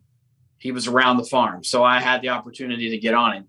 If they're not there and you're not getting their pictures or you're not seeing them, glassing, it's hard to hunt them. So like I don't even put the effort in until I have a target. Does it seem like you can kind of predict which farms are gonna act that way? Because I know my family farm, dude, it's like we've got bucks up until mid-October and then they leave. And on other farms, we've got no bucks up until October 15th to the 25th, and then all of a sudden there they are. Yeah. Well, it can. So like I have farms that are the same way, but most of the farms I like are I don't give a crap about having bucks in velvet and all summer looking at all these awesome pictures. Sure. I want those suckers there when season's in, and I've got some guys that have experienced that this year on the team, even, had some giant deer all summer, but the second the crops come off and things change, those deer are gone. So it sometimes takes a year or two to learn those spots, what farms are that way, but typically they seem to be that way all the time, unless there's some habitat improvement you can do to change that. For me, it seems pretty tied to habitat. Like most of the farms where they leave seem like, open timber, ag land, and most of the rut farms seem like thickets. Mm-hmm. Brushier, thicket hillsides, more browse cover for the does to be cut off. Is there, should be some ag somewhat close by that they're feeding in, harvested even. Yeah. I think that's a big one in terms of like, even when we've been looking at properties or let's even say leases, is that, when we go out there in July, it's one thing trying to read deer sign. Even when we're out there in February or March trying to pick up sheds, it's like, man, look at all these buck rubs, look at this. But like, if you can't literally be on a property in that last week of October, first 2 weeks of November to be like, this is fresh sign during this time, you're at a strategic disadvantage when you lock down a piece of ground. Sure. Yeah. That said, I mean, Ben, do you think that some of these bigger, more mature bucks like will specifically leave to go to a better place to rut? Oh yeah. I mean, there's deer that have rutting zones, for sure. But typically that area is within an area that they've already frequented, or like that, it's not very often that I have a lot of deer in my experience that leave. If I have them there through the summer, a lot of times I'll still have those deer on my farms anyways that I can hunt or lease. I'll still have them in the fall, but then I gain a lot of deer. I gain bucks come back. Like they'll leave. I get some that do leave, after springtime, and then they don't come back till fall. So I don't get too nervous about them not being there, because like my farm, some of the stuff I have may not have soybeans and crop rotations make a huge difference on where deer end up through the summer and where they don't, Yeah, I think that's a big one. I mean, just looking at, and again, I think timber different than some of the ag ground, even like where your farm is, versus those timber pieces, like I won't see hardly any bucks in the summer. And then as acorns start to fall and those fall ranges start to transition in the timber side, like it's a whole different world, Yeah, for sure. Because you can't, like, it's not impossible, but I mean, those deer are just so scattered out and their ranges are so small. They're hitting native browse and big timber, or maybe they do have an ag field that's a couple miles away that they're really staged up. But then all of a sudden, all these white oak and red oak start dropping and they just start, essentially infiltrating the entire timber area of that place. Oh yeah. I mean, so like the deer in Ohio that I killed all summer long, he was being seen a mile and a half away and being exactly killed. Yeah. And him and a couple other giant deer, and I was actually hoping one of those real giant deer would show back up. I never saw the deer period myself. Every time I'd go by there to try to look, there'd be 25 Amish bikes laying in the ditch. I have an experience to share with you, Ben, here at some point. Yeah. So I never got to see them. But I only tried to make one ever. I almost quit riding around looking for deer anymore because it's so annoying. Yeah. And there's nothing wrong with those kids doing it. They're just having fun, and God bless them. I get it. But for me, as the age I'm at anymore, I don't find that fun. Yeah. I mean, I like to go see big deer, trust me, but I don't want to have to battle cars on the road and people seeing me and, Ben Rising's hunting right here somewhere, so it's just one of those things where I quit riding around looking for deer anymore. I just really do. That's the struggle of a deer hunter. It's like, you want an industry to exist and you want products to be innovated and stuff, but like, man, the last thing you want to see in the woods is another hunter. And I think that's the hard part. I know at least when I've gone around and started looking at property for purchase and stuff, like, I mean, the property itself has to set up and you've got to be able to envision that there's improvements to make. But man, the neighboring factors are so big, that neighborhood, just what the kind of success has been in that area. Are they killing any mature bucks or are they killing just a bunch of giant 3-year-olds because everything else gets shot? Like those kind of things just end up being so important. And I guess to your point, Ben, I sense that same frustration. And sometimes driving around these places, man, if anything, I get more frustrated than I do get a benefit out of it.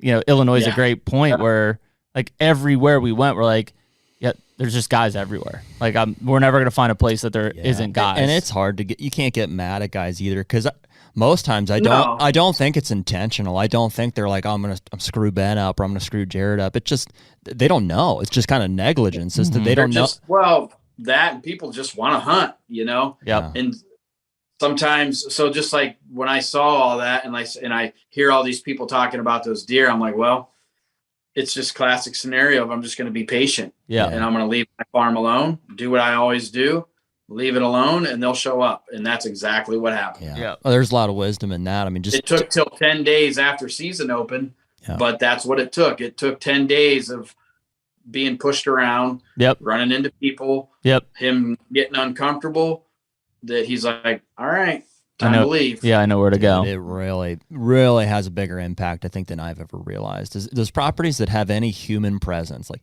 there's nothing against my parents, obviously. They own this property and they build a house on it. And I can say, having hunted there for 7 years now at this point, it has been a steady decline of mature buck activity or presence at all.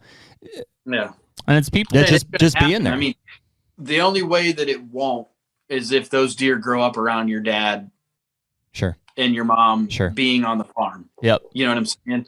But like, they're not going to get a buck off Jed's property, move in there, and be like, "Oh, this is great." Well, see, and that's coupled by we're bordered by Amish on like 3 parts of the farm. Yeah. One of which, so this was my experience this year. Is like they're good neighbors, they're nice people, and we don't have any issues with them at all.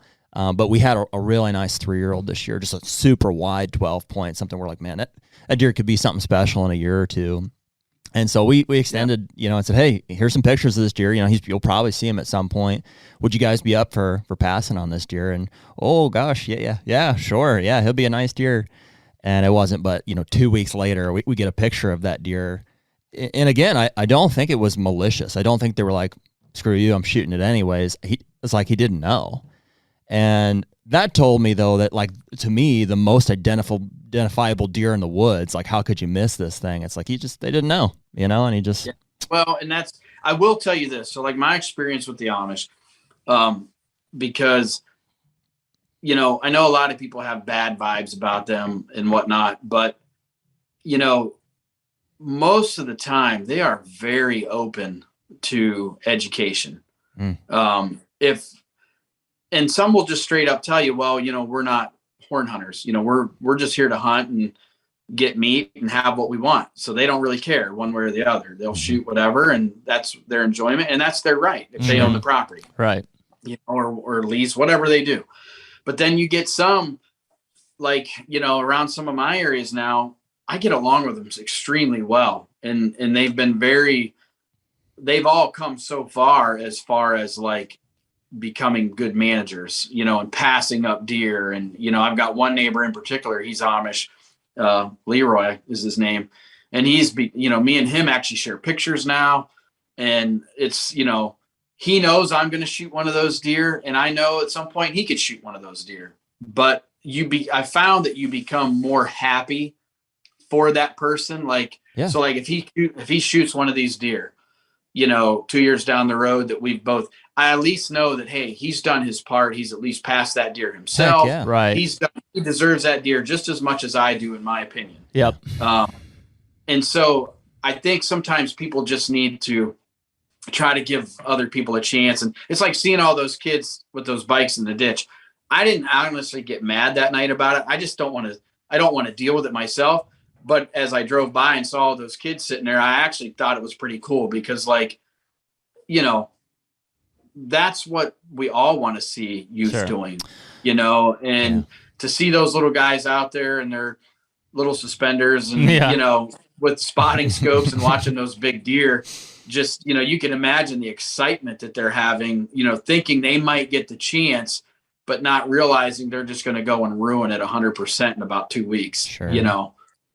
Yeah. Well, and I think even in the case of what you have experienced, one of the things that's even more frustrating to me is a deer disappearing and never even knowing about it. At least there's some communication there to where you're like, yeah, I know that deer got killed, and I can write it off absolutely. And what happened to it. Well, for me, I learned from that experience. It's not like, oh, okay,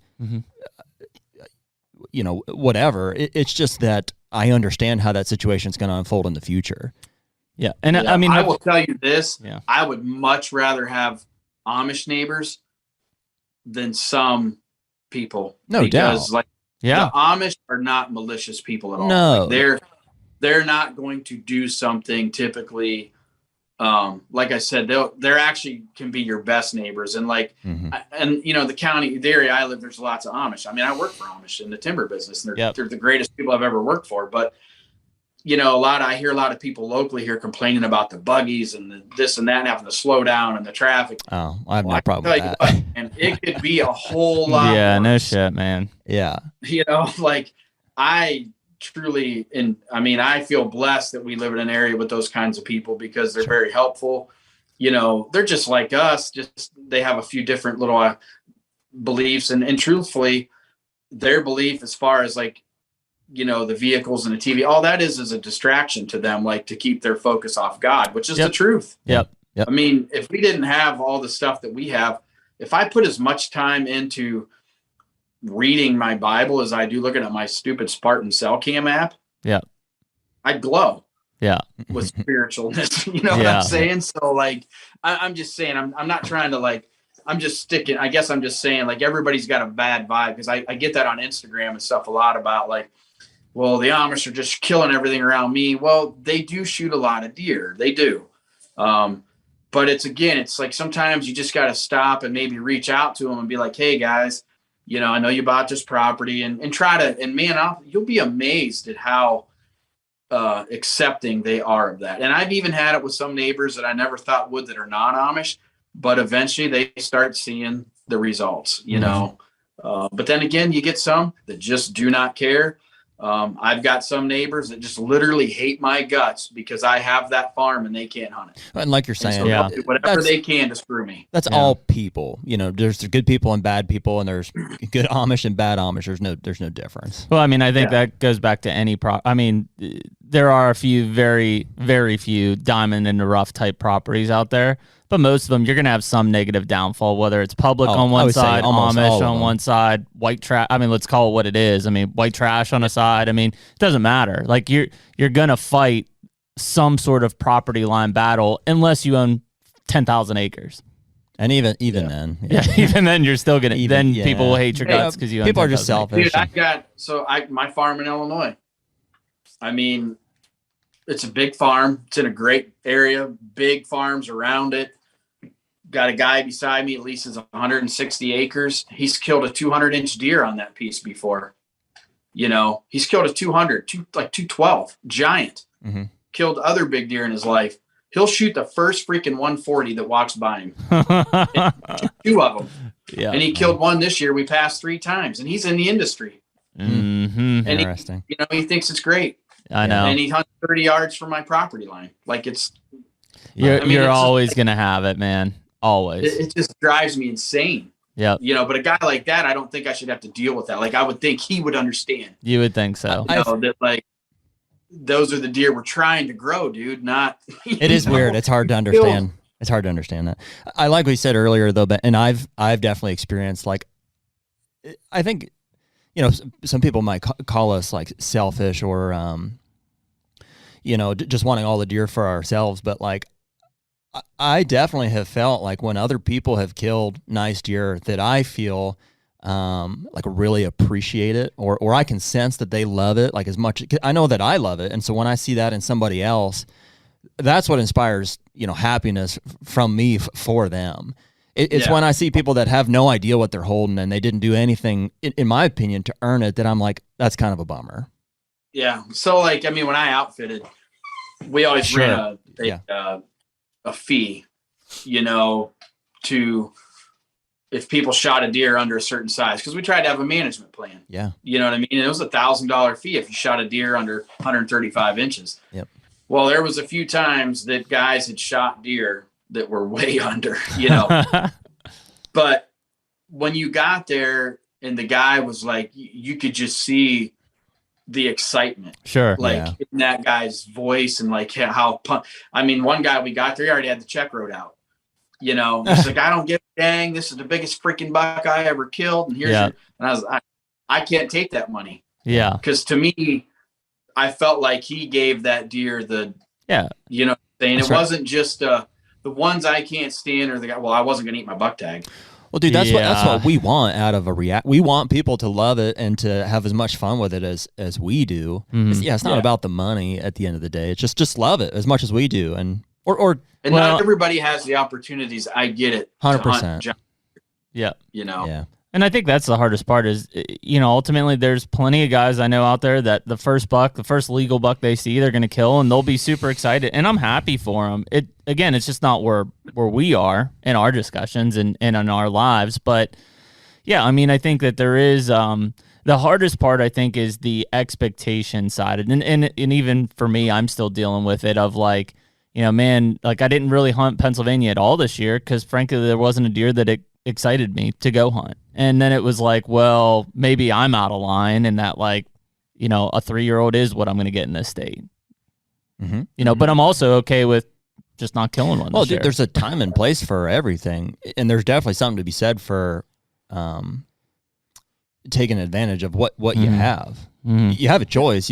You can either go somewhere where there are big deer to hunt big deer if that's all you want to do, or if you want to hunt in an area that you want to hunt that's close to home or something, just you're going to have to settle with what you have and work with it. Yep. Yeah. Well, that, and I think like you said, Jared, there's a time for everything. So like for me, as a young person coming up, and I mean, dude, kill whatever you want. Yeah. Like I got no problems with that. I mean, even like if I got neighbors and they shoot one of my 3-year-olds and the kid's 15, yeah, God great. bless that kid. Yeah. Awesome. Is what it's the ones that I can't take are the adults that have shot numerous bucks that size. Sure. It's like, come on, man. Like, well, that's an ego type of move. Like hell, Carter passed up a button buck the other day, and I looked at him like, what's wrong? Like, why did you kill that deer? So Jed Coldwell's boy is passing 140s left and right. He's like, meh, doesn't do it for me. I don't think he's ever shot a buck before. That's funny, man. Yeah, and some people are like that. And I mean, listen, at the end of the day, I mean, everybody kind of gets their excitement. I mean, I love killing big bucks. I love hunting them, but on the flip side, as far as time and place, like Willie, who hunts with us, goes up to the UP of Michigan, and like they don't have many deer up there. Yeah. And he shot a 12-inch three-year-old the other day, and he's like, hey, it was about camp and put it on the buck pole, and this is what we shoot up here. Yep. And I get it. And so like, I get cousins that come down and gun hunt with me every year, shoot some does and stuff like that. And I mean, Elijah last year, he shot a deer. I mean, I could have fit that deer inside my coat pocket. It was so small, but he blew that thing down in the food plot, and it was like the most joyous time for all of us because he was so thrilled about it. Yeah. And so, just the excitement that was coming through him, that's what it's about. I mean, so I'm not sitting here trying to say everybody needs to manage deer and do this. I'm just saying like, it goes me hard when it's people that have shot good deer, or they're just doing it to fill that buck tag, or doing it to get it on film and for a TV deer. 100%, man. I hold my standards, dude. I don't care if it's on TV or not.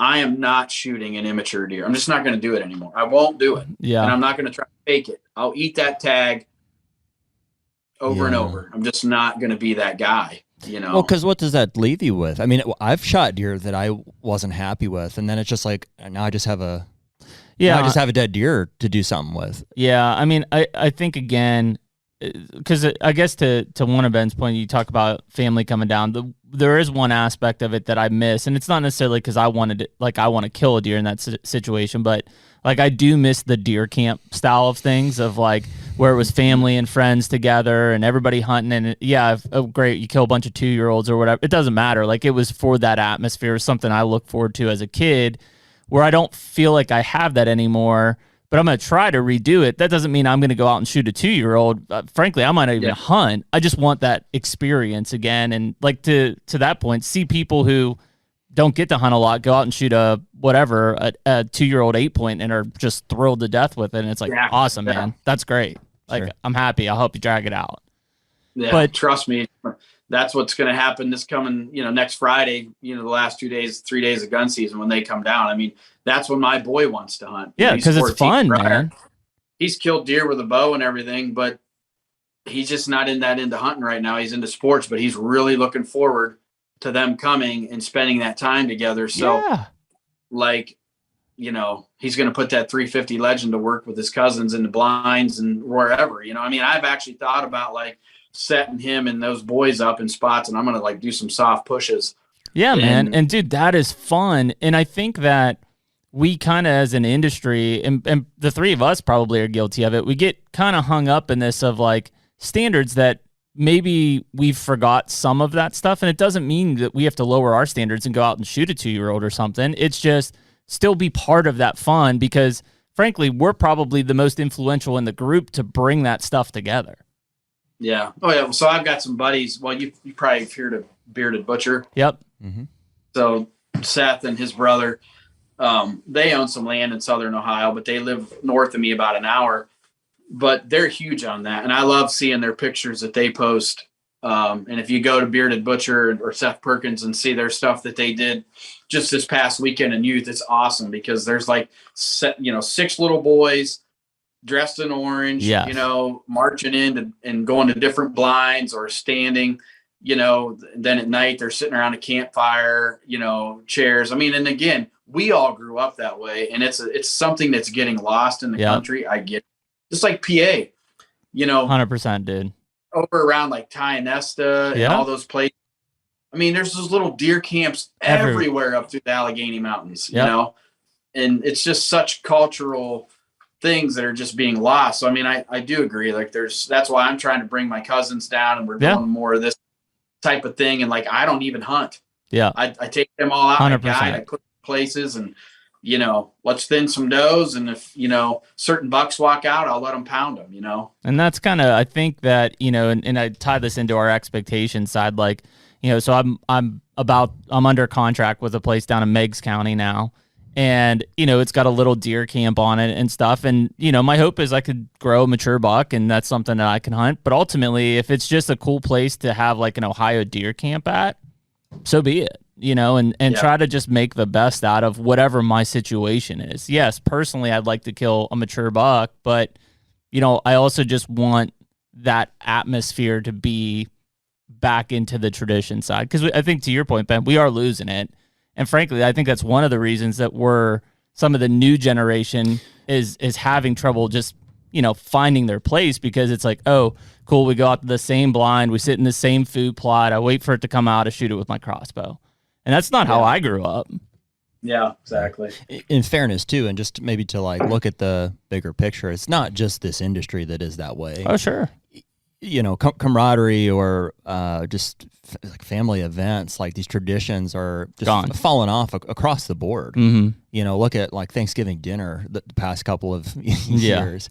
No, I completely agree. I mean, I think a lot of it has, and so I think as our space, that's one that, we all have the ability to bring back if we want to. It's just somebody's got to make an effort to do it. Mm-hmm. 100%. So Ben, I guess we kind of talked about it briefly, but let's transition into your Kansas deer here, because it sounds like a little bit of a heartbreak maybe at the beginning of that hunt, and but still coming out of there successful. And is this the same property that you've hunted in the past? Is that Travis's place? I've never actually deer hunted this piece. Really? Travis's. But I've turkey hunted it, but I've never actually sat that far until this year in deer season. Mm-hmm. But it was, we got there that evening, and there was a couple big deer in that property. One was an absolute mega giant. But I actually wasn't trying to go after that deer because I knew it was going to cause a lot of hard feelings if I would kill that deer. It caused enough hard feelings doing what I did. So not with Travis, but anyways, it's one of those things where you're darned if you do, darned if you don't. But so I got there that evening, and I wanted to hang in an observatory spot where I could look over a lot of thick stuff and just kind of get a feel what the deer are doing. I put a trail camera up in a spot. As soon as I walked into the spot, I'm like, well, there's deer spending a lot of time here in the evenings bedding down. Coming off this hay field, they bed right here. So I put a camera there that night. We got a picture of that 70s deer. Wow. So I was like, we're probably going to see that deer in the morning. Yep. And we did. Saw him at 9:00, and he was coming back across the cow pasture. I rattled to him, grunted at him a few times, took a little coaxing, but he finally made his way, jumped the fence, come right to us at 25 yards. And, but I was in these little tiny cedar trees, we'd put these Novik stands in these cedar trees, and I was trying to leave enough cover. Well, when I had the perfect shot at him, I couldn't shoot. And then he started to squeak by, and he started to go around another one. I finally was trying to get him to stop. I'm matting at him, and he wouldn't stop. Finally, I just let it rip, and that's when I hit that branch. And I felt good about the shot. That's why I couldn't believe where I hit him. I was like, what the heck? But I never saw it hit the branch. Yeah. Well, then in the slow-mo, we could see what happened. Yeah. Is this the same? But it was a heartbreaker. Is this the same cedar thicket you'd been hunting for the past couple of years that we've seen on video and stuff? I had never hunted this farm before till this year. Can I ask? I mean, we knew there was good deer in it, but yeah, I just looked at the map, looked at the winds, figured out, from OnX how I wanted to approach it. Kind of the same deal. As far as like, what I felt bucks might be doing that time of year. And then when I saw a lot of those doe beds and that CRP grass just inside the cedar thicket off the hayfield, I knew those does were spending a lot of time right there. Yeah. So that's why I wanted to hang there to catch a buck in the morning. So how does that work, Ben? So Travis runs an outfit out there, but he kind of not anymore. He quit outfitting. Okay. He just basically keeps some ground, and he had another guy come in and lease some of his other stuff, and he sells some deer hunts. Mm-hmm. But me and Travis trade a hunt every year. Okay, so it's basically a permission farm that you've got. Yeah, basically Travis comes here and hunts, and I can hunt a couple of these farms that Travis keeps. Or this other guy leased it too, but the deal was I get to hunt wherever that Travis wants me to hunt. You know. Gotcha. So it's crazy, and so because Ben, I think at least for as much as I've known, you've drawn Kansas every year, right? Yeah, I have. Yeah. Do you feel pressure that could come to an end soon, and you're gonna have to have a preference point? I'm very nervous about next year. Yeah. That's crazy, man, because again, you think about how much time invested, especially because it's so far from us, right? But how much time invested in cameras and money and area, and then all of a sudden it's like, oh yeah, sorry, not this year. Yeah, no, I know. That's and plus for me with the show, it's a huge part of my my plan is Kansas, because Kansas is just, it's not a guarantee, but I've killed a deer every year I've ever been there. It's as damn close to a guarantee state as you can probably get. Yeah. Because the deer is just stinking callable. Yep. Like this big bully buck that I ended up shooting. Cause like I said earlier, I was either going to shoot the one I had already got an arrow into because I knew he was fine. Yep. Like, if I see him, I'll shoot that one, or I'm going to shoot a management deer and do my part. Yep. Well, and that's what I shot. I mean, it was a giant, big old bully, huge body deer, pushing does around 400 yards across the lake. And I literally took the black rack and just, I laid them babies together, and he stopped, looked, and I did it again. And his tail went up, up, up, up, up, up, and that's so he funny. Started down the hill. And I told Javen, my camera guy, because he was in another tree, I whispered over to him. I said, he'll be here in about 15 minutes. And it was literally like 15 minutes on the dot. He showed up right in front of us. He'd crossed this pond dam. We couldn't see it, but he showed up and he's standing there just looking around. Yeah. And long story short, I'd had a black widow mock scrape out in front of us trying to get deer to stop in it. And he came and he worked that scrape all on video, just pawed the snot out of it, licked that thing. And I didn't even shoot him. I just let him do his thing. It was like a 30-yard shot. I just let him do it all because I'm like, he's going to come right to me. Yeah. Because I had run it to him once he was over there standing because he was trying to figure out where everything was. And then I just made one little grunt with the extinguisher. I was like, bruh. And he was like. Yeah, he pinpointed you. Yeah, I mean, that tells you how dominant and bully he was. And he come right in there, pawed that scrape out. And then he walked within 15 yards and I drove it right down in him. Do you think a lot of that is the pressure that those deer don't feel in that state, just making them so callable? There was actually guys hunting a lot around because there was a really big deer in that thicket. Yeah. But he was kind of more to the north, not where I was at. But, I mean, he was 220s. He ended up getting killed. He was 223. Jeez. Yeah, but he was in that block. So a lot of guys were kind of hunting around there. So these deer do feel the pressure, but it's something about those deer. They're really callable. Yeah. Like they're vocal deer out there. They're agree. It's one of the few places that I've literally heard mature bucks do, like, I guess what you would call a buck roar. I mean, to the point where they're chasing it. I mean, it's as much of a buck roar as you'll ever hear. I've never heard that in any other state. Yeah, I have, but I mean, out there, they just seem receptive, and I don't know what makes them so more receptive to that whole, like, I'm going to come to a call, or because I've had some of them not, but that deer came a long way. I mean, he was literally pissed off. Well, and what seems crazy is, compared to, let's say, even say Illinois or Ohio, I mean, those deer can see a long way out there too. So the fact that they can't, like, when you rattle and they can't see bucks fighting, it just seems weird that they come through versus these timber bucks where you rattle and they're in the next holler over, like, they're coming because they can't see anything anyways. Yeah. Yeah. They, I don't know. I think their demeanor is different. Like they're nasty deer. Yeah, just angry. Deer. Like they got attitudes. Yeah. Like, it's tough country out there, man. They gotta be. Yeah. Yeah. Well, you watch some of those videos where lot of times it's Kansas where they come in and just destroy them decoys. Yeah. Just smash. I mean, those deer literally, they try to kill each other. Mm-hmm. I mean, any whitetail's the most aggressive deer species, but still it's amazing how they act, and, but any big deer can be duped. And we show that a lot on our videos, with the calling and stuff. I mean, it's a lot of times it's just that factor. It's just like the last deer I killed on the run, the Big 10 that the guy said that nobody, he had that farm. And I mean, I don't know if you guys want to talk about that one yet or go for it, man. Yeah. So after I killed in Kansas and I came back to Illinois to just hang out with my buddy that was hunting the farm we'd bought. And I really didn't have a deer I was after. I was kind of hoping maybe a satellite buck would come in. Yep. Well, a good friend of mine, through Novik's tree stands, my connection now, we've become good friends. He's got a buddy that owns a farm in Illinois, about 40 minutes north of mine, 35 minutes north. And they had a big deer. They called him Scissors. And me and this guy Caden had introduced us to this guy.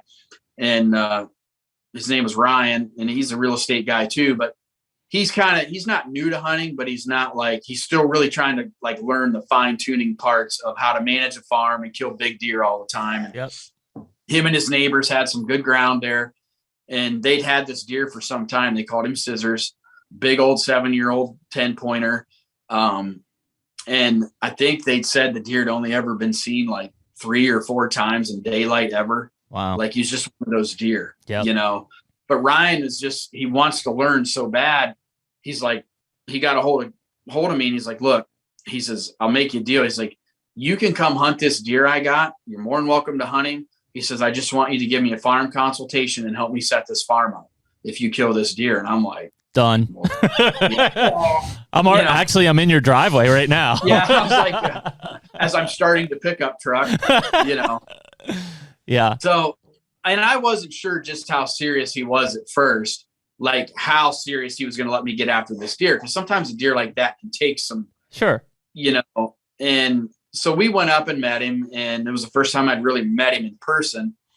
And we kind of looked around. I was trying to take some info from what he had on the deer and what he'd heard of his neighbors having. And so we just started narrowing down our options. And, we hunted a night or two, and I kind of seen how they were hunting, a lot of blinds, a lot of stuff like that. And basically after 2 or 3 moves and not seeing him, but seeing other deer and other bucks, I just wasn't seeing the sign that I knew I needed to see for that kind of a deer, a deer that size, that big. I'm like, he's just not right here. He's not spending a lot of time in these spots. So finally I dove into an old strip mine thicket the morning before, and we'd hunted in the morning, moved our stands, or just packed everything up. And I said, let's go find this deer. I'm just telling you, because I was telling Javen, I said, every big deer I've ever killed that I was on, their bedding areas and their domain is just destroyed. It stinks. There's scrapes everywhere. There's rubs everywhere. It's, that's where they're at, or that's where they spend time, at least when they're on that farm. Yeah. And so we just started walking through the swamp, creek bottom, going to this strip mine pit and a bunch of cedars and olive bushes and stuff, and just trying to find what I was looking for.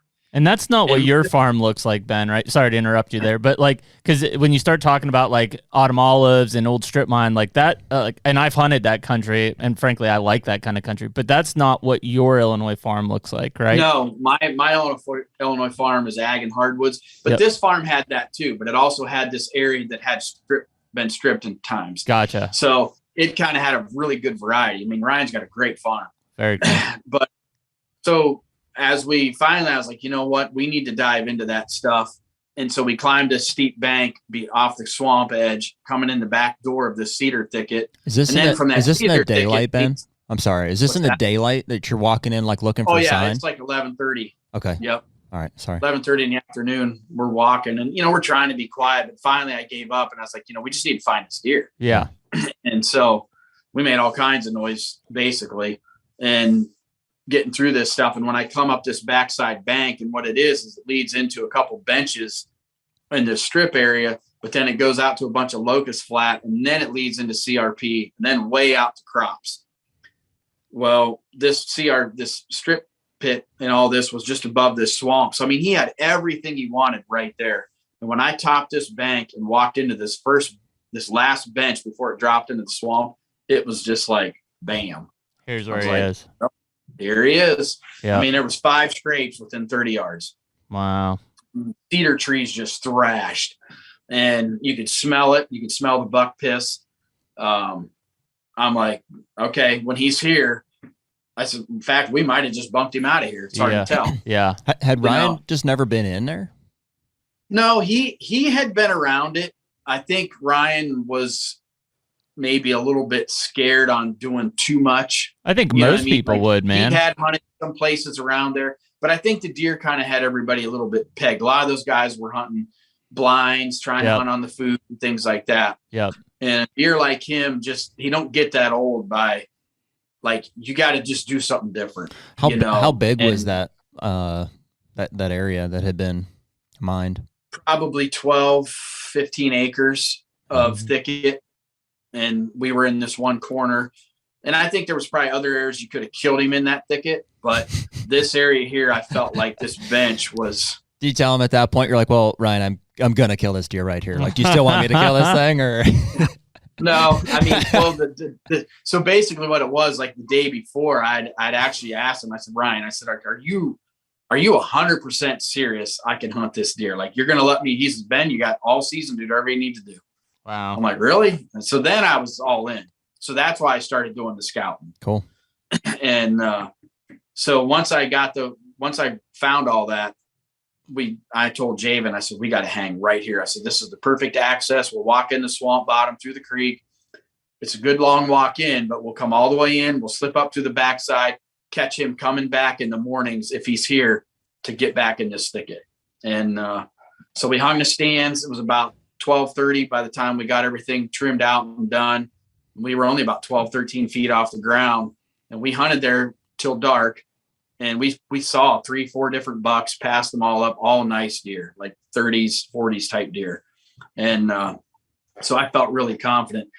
And I'd actually told Javen, once we hung the stands and he got up and I had everything in the tree, I actually turned around and looked at him. I said, this deer don't stand a chance right here. he's going to get it. That's a sick feeling, isn't it? That you just know, man. It just like, I just know. And so then the next day we walked in there and everything just felt right. I mean, even when we got out of the truck that morning, I said, let's just stop and say a prayer. And, and it wasn't about the deer. It was just thanking the good Lord for everything that it was a good day. Just a blessing, like being able to be there. Yeah. And actually we prayed a lot for those missionaries that had gotten kidnapped, because Javen is a missionary. Mm-hmm. And, like he goes to Haiti and stuff, and those people had just been kidnapped in Haiti. Yeah, it was crazy. And his wife have a little ministry over there where they work with young girls and women that, are abused and things like that. So they had actually come back because of all the unrest in Haiti. So that's how Javen was able to film me again. Yeah, gotcha. So long story short, we were just kind of praying about that kind of stuff and just being thankful that we could be there. And the whole way in, man, it just felt like everything was right. Like just even my steps felt different. Like, I don't know what it was. And we get into the tree, get set up, and a little bit goes by. Javen's like, I see a doe. And about that time I heard, brrr. I could hear him grunting up there, but I didn't know it was him. We couldn't see the buck. Yeah. And pushing the does around. And I was kind of like just playing this all in my head as to what was actually happening. Like I'm trying to envision it because I can't see it, and then the 2 does were about 45 yards through the olive up there on a little path, and we couldn't see the buck. And I'm like, well, they're obviously not ready because she was still with her fawn. Yeah. So in my mind, sitting there going, well, he's just standing up there, whatever buck this is, he's just standing there. He's just waiting. Yeah. Yeah. Dang it. She's not. So I grunted a couple times, or I know I doe bleeded, thinking, well, maybe that would pull whatever buck it was down. And he never came. And then that doe started blowing, but she wasn't blowing at us. I mean, she might've been blowing at us, but then she wasn't blowing at us because like, there's no way she could see us. She couldn't get our wind. Yeah. So I grunted a few times trying to shut her up, like another buck coming to push her out. Mm-hmm. And So I did that and I buck roared and, like that. And, then she kind of trotted off, and then I took my antlers and I just hammered them just for like a quick, maybe 20 seconds hard, set them down. 30 seconds later, I heard trees snapping, bam, bam. And I looked up and here he come. He was coming right to us. Wow. It was a holy crap moment. That's nuts. What day was this, Ben? What's that? What day was this? November. So that was the last one that you killed then? Last one. I don't know why I don't remember. Was it November 4th or 5th? 4th or 5th, I believe it was. Yeah. That video was unreal. You've seen the video of that deer coming in, just a giant framed buck. Yeah, I mean, he's just like, honestly, I got really emotional tree because I'll be truthful with you. When I saw the deer, I thought this deer was 190 some inches. Yeah. Like a tip 10. I thought it was one of the biggest deer I'd ever shot. Wow. Because he just looked that big. Yeah. And he's framed like that. Yeah. He had really short brows. If he'd have had any kind of brow length, he'd have been 90. Yeah. Wow. His beams were stupid long. But anyways, he comes in then, and we're so tight in there that and the trail actually goes right under our tree. And I was just like, oh my gosh, this is going to be so tough. Because if he keeps following the trail, he's going to come right under it. Mm-hmm. And he wasn't facing me at that point. And he kind of started to veer off the trail, and he was going to the edge of the bank to look down into the swamp because he couldn't see the deer. And I was trying to get him sideways just a little bit there. I stopped him. And when I stopped him, he just basically looked, he's turned and just a 12-yard shot. And I had no choice. I mean, I guess I had a choice. I could have not shot him, but I knew that if I put it right there, it was going to take him out. Mm-hmm. And I drove it right through there. And, the second I hit him, blood just went like that. I mean, it was like a horror movie. Yeah. And he literally runs out as I turn to Javen and I'm talking like, we got him. He falls on camera right behind us at 30 yards. Literally took the deer 6 seconds to expire. Wow. That's quickest crazy. I'd ever kill the deer. I've seen deer die within 10, 12, 13 seconds and within 40 yards, but I've never seen a deer die that fast. Have you shot a buck there before? Very first deer I ever killed in my life, I shot right there. Really? Because Yep. you shot yours not too far from there. I mean, you put, I guess, through the shoulder and through. Yeah. I mean, were you still aiming for vitals? Like, was the goal to get it back into lungs and heart, or? Oh, yeah. So, like, if you basically, like, right below their throat patch, where their shoulders come together, there's that. It kind of makes like a. Yeah. Yep. Right in that V. You put her in there. They don't like that. They don't like that. They don't like that. How much penetration did you get? Just curious. It went all the way to his back hip. Wow. It was crazy. I mean, and he didn't like that. Well, there's no ribs or anything. Yeah, once you get in there, it's soft all the way back. It's just that sternum through there. Wow, that's crazy. I story. thought it would come out like midsection out his belly. Sure. Beautifully. Yeah. But I don't know. But what it did is when that mega meat went in there, I was shooting an FMJ and I was shooting the new Prime inline, which is an amazing bow. But anyways, when I drove it in there, like you could see the glow of the fletching just a little bit as he takes off. Yeah. And then he made it around. We thought the arrow fell out, but then when we, cleaned him, we couldn't find the arrow anywhere. So we knew it was still in him. And I actually did a video on our social pages and it shows me taking that, showing how far that arrow went in there. But it literally had went all the way to his back hip. It was crazy. Which one is the mega meat? What kind of broadhead is that? I know it's a G5, but 3-blade 2-inch. Mm-hmm. 3-blade 2-inch. Expandable. Yeah, it's nasty. Yeah, that's it puts crazy, holes man. in them like grenades. That's what you want. Yeah, and I mean that's it. I mean, obviously it dispatched that animal quick, but I mean even from a blood trail standpoint, you had mentioned I think the Ohio buck you kind of hit back. I mean, when you're shooting a broadhead like that, being able to find blood is everything. Mm-hmm. It gives you that flexibility. That deer, it's funny because even with that deer, so like when I shot that deer and I knew I was freaking back and low the whole way. Mm-hmm. I knew it. But he went out and he stopped at like 70. and I knew he already was getting sick. Yeah, he like didn't feel good. Standing there because when you put a hole in them that size, even if it's in the guts or the abdomen, there's nothing. I mean, they're gonna die. Yeah. The key becomes on how you treat that situation. 100%. And I could see him standing there like he's got a fist size, softball size hole on the exit side with guts plugging it. So they're not going to bleed. You're right. You know, they will bleed very minimal. But they're going to fill up inside. But what you're hoping is that they get septic or whatever, because you bust that bladder open or the guts or whatever. Yep. And, you know, but that's why I shoot these large expandables, because if you have a marginal hit like that, it just increases your percentage of finding that deer 10 times. That's it, man. You know, we're the same way, man. Yeah. Same way. I mean, we're shooting as rage tripans, you know, same deal. Yeah. Which is a great broadhead. Yep. You know, and I never was a fan of a 3-blade expandable ever until I shot these, you know. Yeah. I like the whole aspect. I mean, and again, we do shoot the rage tripans, but I mean, it's about that entrance, you know, especially if you don't get the penetration for an exit side of it. But I mean, if you're shooting an expandable Ben shoots a 40-pound bow. If you knew that. Yeah. 38. Yeah. Pink. I mean, what else do you want? He still kills 4 more bigger deer than I do every year. Out there killing booners with a pink one. That's fine. He's like, I didn't know I was gonna bring that up. It's like, this is it. It's over. Game over. Yeah. He's gonna show me his wild booners and say that that's what a 40-pound.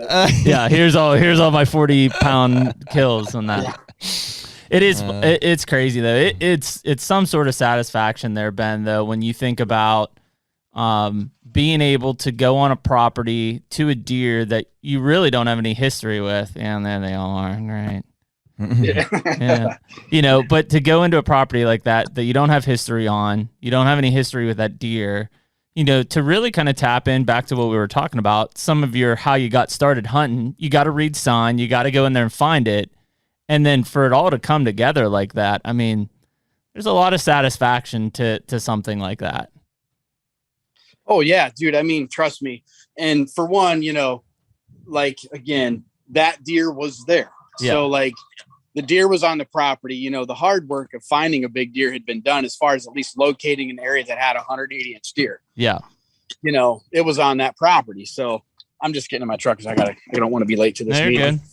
But, so long story short, just saying, you know, that part of the work had been done as far as, you know, having a block, you know, whether it's a 500-acre block, 600 that had a 180-inch deer in it. But to be able to go in and kill a deer that a lot of guys have tried to kill over the years, that was special. I mean, that was why I was so emotional, because it's like, it even solidifies to me that, you know, the decisions I make and that they work, you know. I mean, the tactics I try to teach people, they work, you know. Heck yeah. What better confidence builder than to get called in because you've been rumored to be able to kill big deer that nobody else can kill, and go in and find the thing and kill it in a matter of days. Like, yeah, I can't. Yeah. That's a pretty good confidence booster. I do have to ask though. I mean, how was Ryan after that? Oh, dude. Awesome. Yeah. Like, yeah. And I was worried at first, but no, I mean, he's that kind of guy, and he's a good Christian guy too. But no, Ryan was like, I mean, the video is going to be great because like when he meets me at the bottom of the tree and, you know, just us hugging, I mean, dude, it's like, it's forged a friendship forever. And that's like the greatest thing about hunting too, is because like I've met some people in this industry that I wish I'd never met, but for 98% of the time, it's people that you become lifelong friends with. Yeah. Yeah. You know, I mean, just like us. I mean, you know, we're friends. Wow. Yeah. Ben called us friends. I knew that. You didn't know that? No. Yeah. He just made it public. I'm just saying, you know, I mean, you guys can text me about anything. Jared always, you know, he used to text me for deer info, and you know what I'm saying? I was texting Ben about trees. I was taking pictures. I'm like, hey, what do you think about this oak tree? Jared's like, is this a tree? Yeah. Would you cut this one, Ben? No? Yeah. You pass him another year? You give that tree another 10 years. Yeah.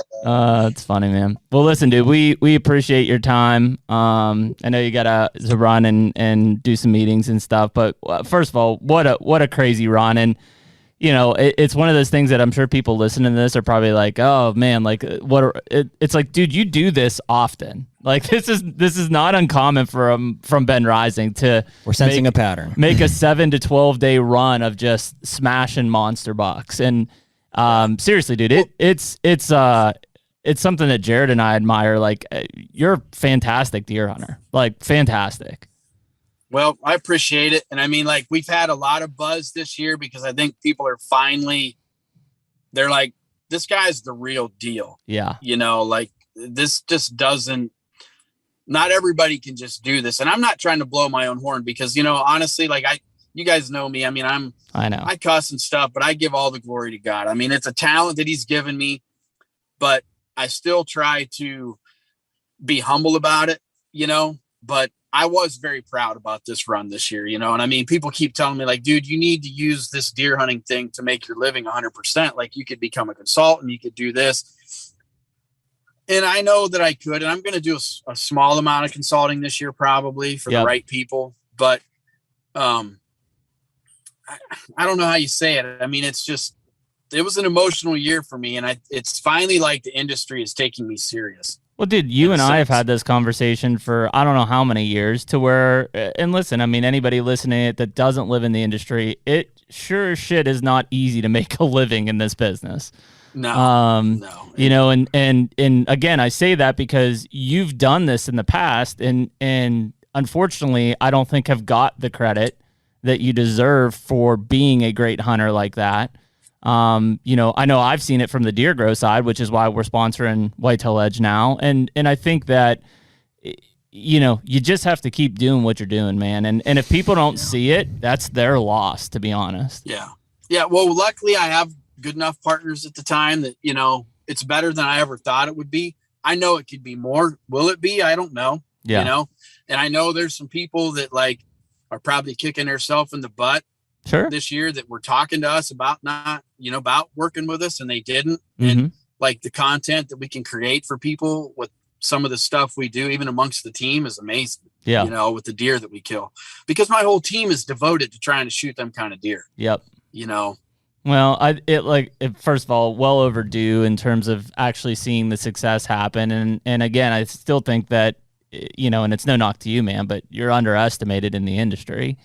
But I think it's also because you do things different, you know, which I enjoy. I know Jared does, and a lot of people listening to this probably do. But, you know, you look at it from, I'm going to go out there and I'm going to kill big bucks, versus I think a lot of the industry, which frankly are take themselves as entertainers, which I don't like. Yeah. I'm not there to make people love me. Yeah. I mean, I'm just a guy that loves to kill stuff. And there's a camera following me, and we figure out a way to put it on social media and make videos out of it to where people like it. Yeah, we learn, dude. I mean, even this podcast, you breaking down those 4 hunts, I'm like, well, damn, like that makes sense. Mm-hmm. You know, and that's what people want. I know things I don't even know I know until I say them. Yeah, like people honestly ask, what's going through your mind? And I'm like, a lot of the decisions I make, I don't even know why I'm making them at the time. It's just stuff I know. Sure. I'm just doing it. Like that's what Javen said about me. He's like, dude, you've got a connection with Mother Nature like nobody I've ever been around. Yeah.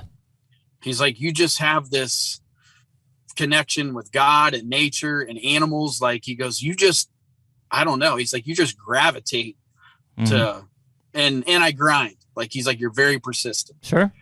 You know, but you're very focused. I mean, people don't realize how hard that was being on the road 12 days. Yeah. I'm not complaining, sure. But that's a lot of work, moving that many stands, doing that much stuff in 12 days time and pulling that off. Well, there's a confidence about it though. And that's how I really want to end this thing is that yes, that grind of 12 days is tough for you to be aggressive enough, yet conservative enough, and also confident enough in yourself to be able to walk into these 4 different places and kill 4 very mature bucks is something that I would say 99.9% of deer hunters couldn't do it, you know, and it's because you're confident enough and you have enough gut reaction to a spot to say, here's when I'm going to go. I'm going to go at this time and I'm going to sit here and I'm going to kill that deer. Most people can't say that, including myself. I can say it all day long. It doesn't happen. yeah. I say it every year. Every time I go out, I'm like, it's going to happen. But seriously, I mean, it goes down to the point of like how many guys just hunt. And they're never going to kill those bucks because of so many different reasons. Too much pressure. Didn't have the right stand access. Didn't have the right stand location. That buck didn't even exist. Like, there are a lot of things that go against people. And frankly, man, you know how to wrap it up and make it happen. Well, I appreciate the kind words. So, well, we share the same goal too, Ben. Frankly, this podcast is just an excuse to be able to, pick a bunch of deer hunters' brains so we can learn how to kill big deer ourselves. Yeah. You know? Just got to find them. One of these days, I'm going to come to your property, Jared. Hey, you're welcome anytime, man. He's like, hey, yeah, do you mind if I go kill that 180 over here? You're like, what are you talking about? Yeah, I don't have one of those ones that nobody can kill. They just don't seem to be there. So, well, dude, we appreciate it. Thanks for spending time with us today. Congrats on a hell of a run, man, and look forward to seeing all those videos come out here in 22. Okay, appreciate you guys. Thank you, Ben. See you, brother. Yep, see you guys. See you, man. Well, Colty and I were talking. Dude just kills big bucks. Yeah, man. Always. A lot. He's good at it. It's funny. He, when we were working with Ben 3-4 years ago, probably, he had come off like a really big year. I think that's where he killed that Kansas 215 and stuff. Yeah. He had a year there that I don't think he killed any booners. And I remember we were having a discussion with him probably at ATA or something. And, it was the pressure of the show and things like that. And I think at that season, he kind of was just like, you know what? Like, if it happens, it happens. If it doesn't, it doesn't. But he really was feeling that pressure of Whitetail Edge and sponsored deliverables and things like that.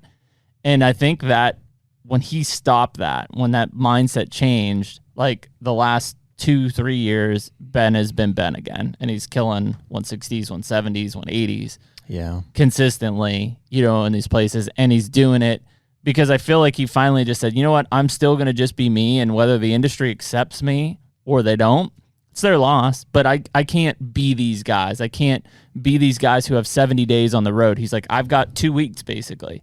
And if I can't get it done in 2 weeks, I'm just not going to get it done. But I'm also not going to jeopardize my standards to just make a show like everybody else. Not going to do it. And I think it shows now. And that freedom, in a sense, we talked about it with Bill, that freedom, in a sense, to kind of just be him. And even though Ben's still doing a show, Bill isn't, I think has changed the way that my conversations have gone with both of them. Yeah. Yeah, I'm sure that has happened. It's just also, I think you're seeing Ben now in a time where they've had a really successful season and they have accomplished a lot of their goals, and the pressure's, off in the sense that, man, they did what they set out to do. And they do that a lot more than a lot of people do with his type of schedule and access to properties and stuff. But, there may come a time where, back in that slump. Yeah. You're not having that string of success and stuff. And I hope that for Ben's sake, and if we ever get into that type of a situation, it's like you can just kind of cling to, still being yourself and enjoying hunting and like trying to just getting out of it what we really want to get out of it. And that's not always putting booners on the ground every day. Well, and I think and obviously Ben's killing those bucks, but I also know that Ben lives deer 365 like we do, and that like he's constantly thinking about sheds or bedding habitat or food plots or whatever it might be, trail cameras. And to me, like that's I enjoy that more. Like, even if I don't tag a single buck this entire year, like I'm already thinking about 22 and like, what am I going to do on this property and what am I do here? I will say, and I know that's the case, he does seem much more like relaxed about it, which is good. It's just kind of more like letting it come to him. Well, I think he has to in the case. He's still hunting aggressively. He's still going out and getting it, but he's not getting worked up about like, am I going to get to these states? I got to make sure I can do this and that. It's like, hey, Well, do you think that's because he's kind of set the table in some of those states to where, I won't say that he doesn't have to do the work, but like he knows as long as he follows suit, there's going to be a buck to hunt on that place. I'm sure it has something to do with it. In our case, we're chasing tail in some places. Yeah, I'm sure it has something to do with it. I also think some of it's just all mental, internal. He's just, it is what it is. He's at peace with it. At peace, yeah. Doing a lot more praying and a lot less worrying. Yeah, Ben Rising kills big bucks, Pretty much it. So yeah, it was a fun podcast. I really enjoyed having him on. Yeah, Ben is a good buddy of ours, and I'm sure even though he's a Red Moon guy, we got and shoots a 40-pound bow. pink bows. Those were actually all Melody's bucks on the walls. He didn't kill any of those deer. No, that's it. But we appreciate everybody listening to episode 48, HUNTR Podcast with Ben Rising. Freaking amazing 12 days there of killing 4 mature bucks and 2 over 180 is just mind blowing. So I can't wait to see those full videos, but you can check out some of the clips and stuff on social here right now on the Whitetail Edge stuff. But we appreciate Ben coming on, and yeah, man, we're gonna keep them coming. We're almost a year deep into this podcast. We appreciate everybody's support. If you haven't already, subscribe, like, do whatever you're listening to follow this thing, and we're going to keep throwing them out there, as long as you guys keep listening. And we've seen some comments come through on some potential guests that we haven't interviewed yet. So yeah, man, we're just getting started. We're going to do some digging and try to get some new guys on. But yeah, we appreciate everybody's support, and we will see you next time. Later. Take me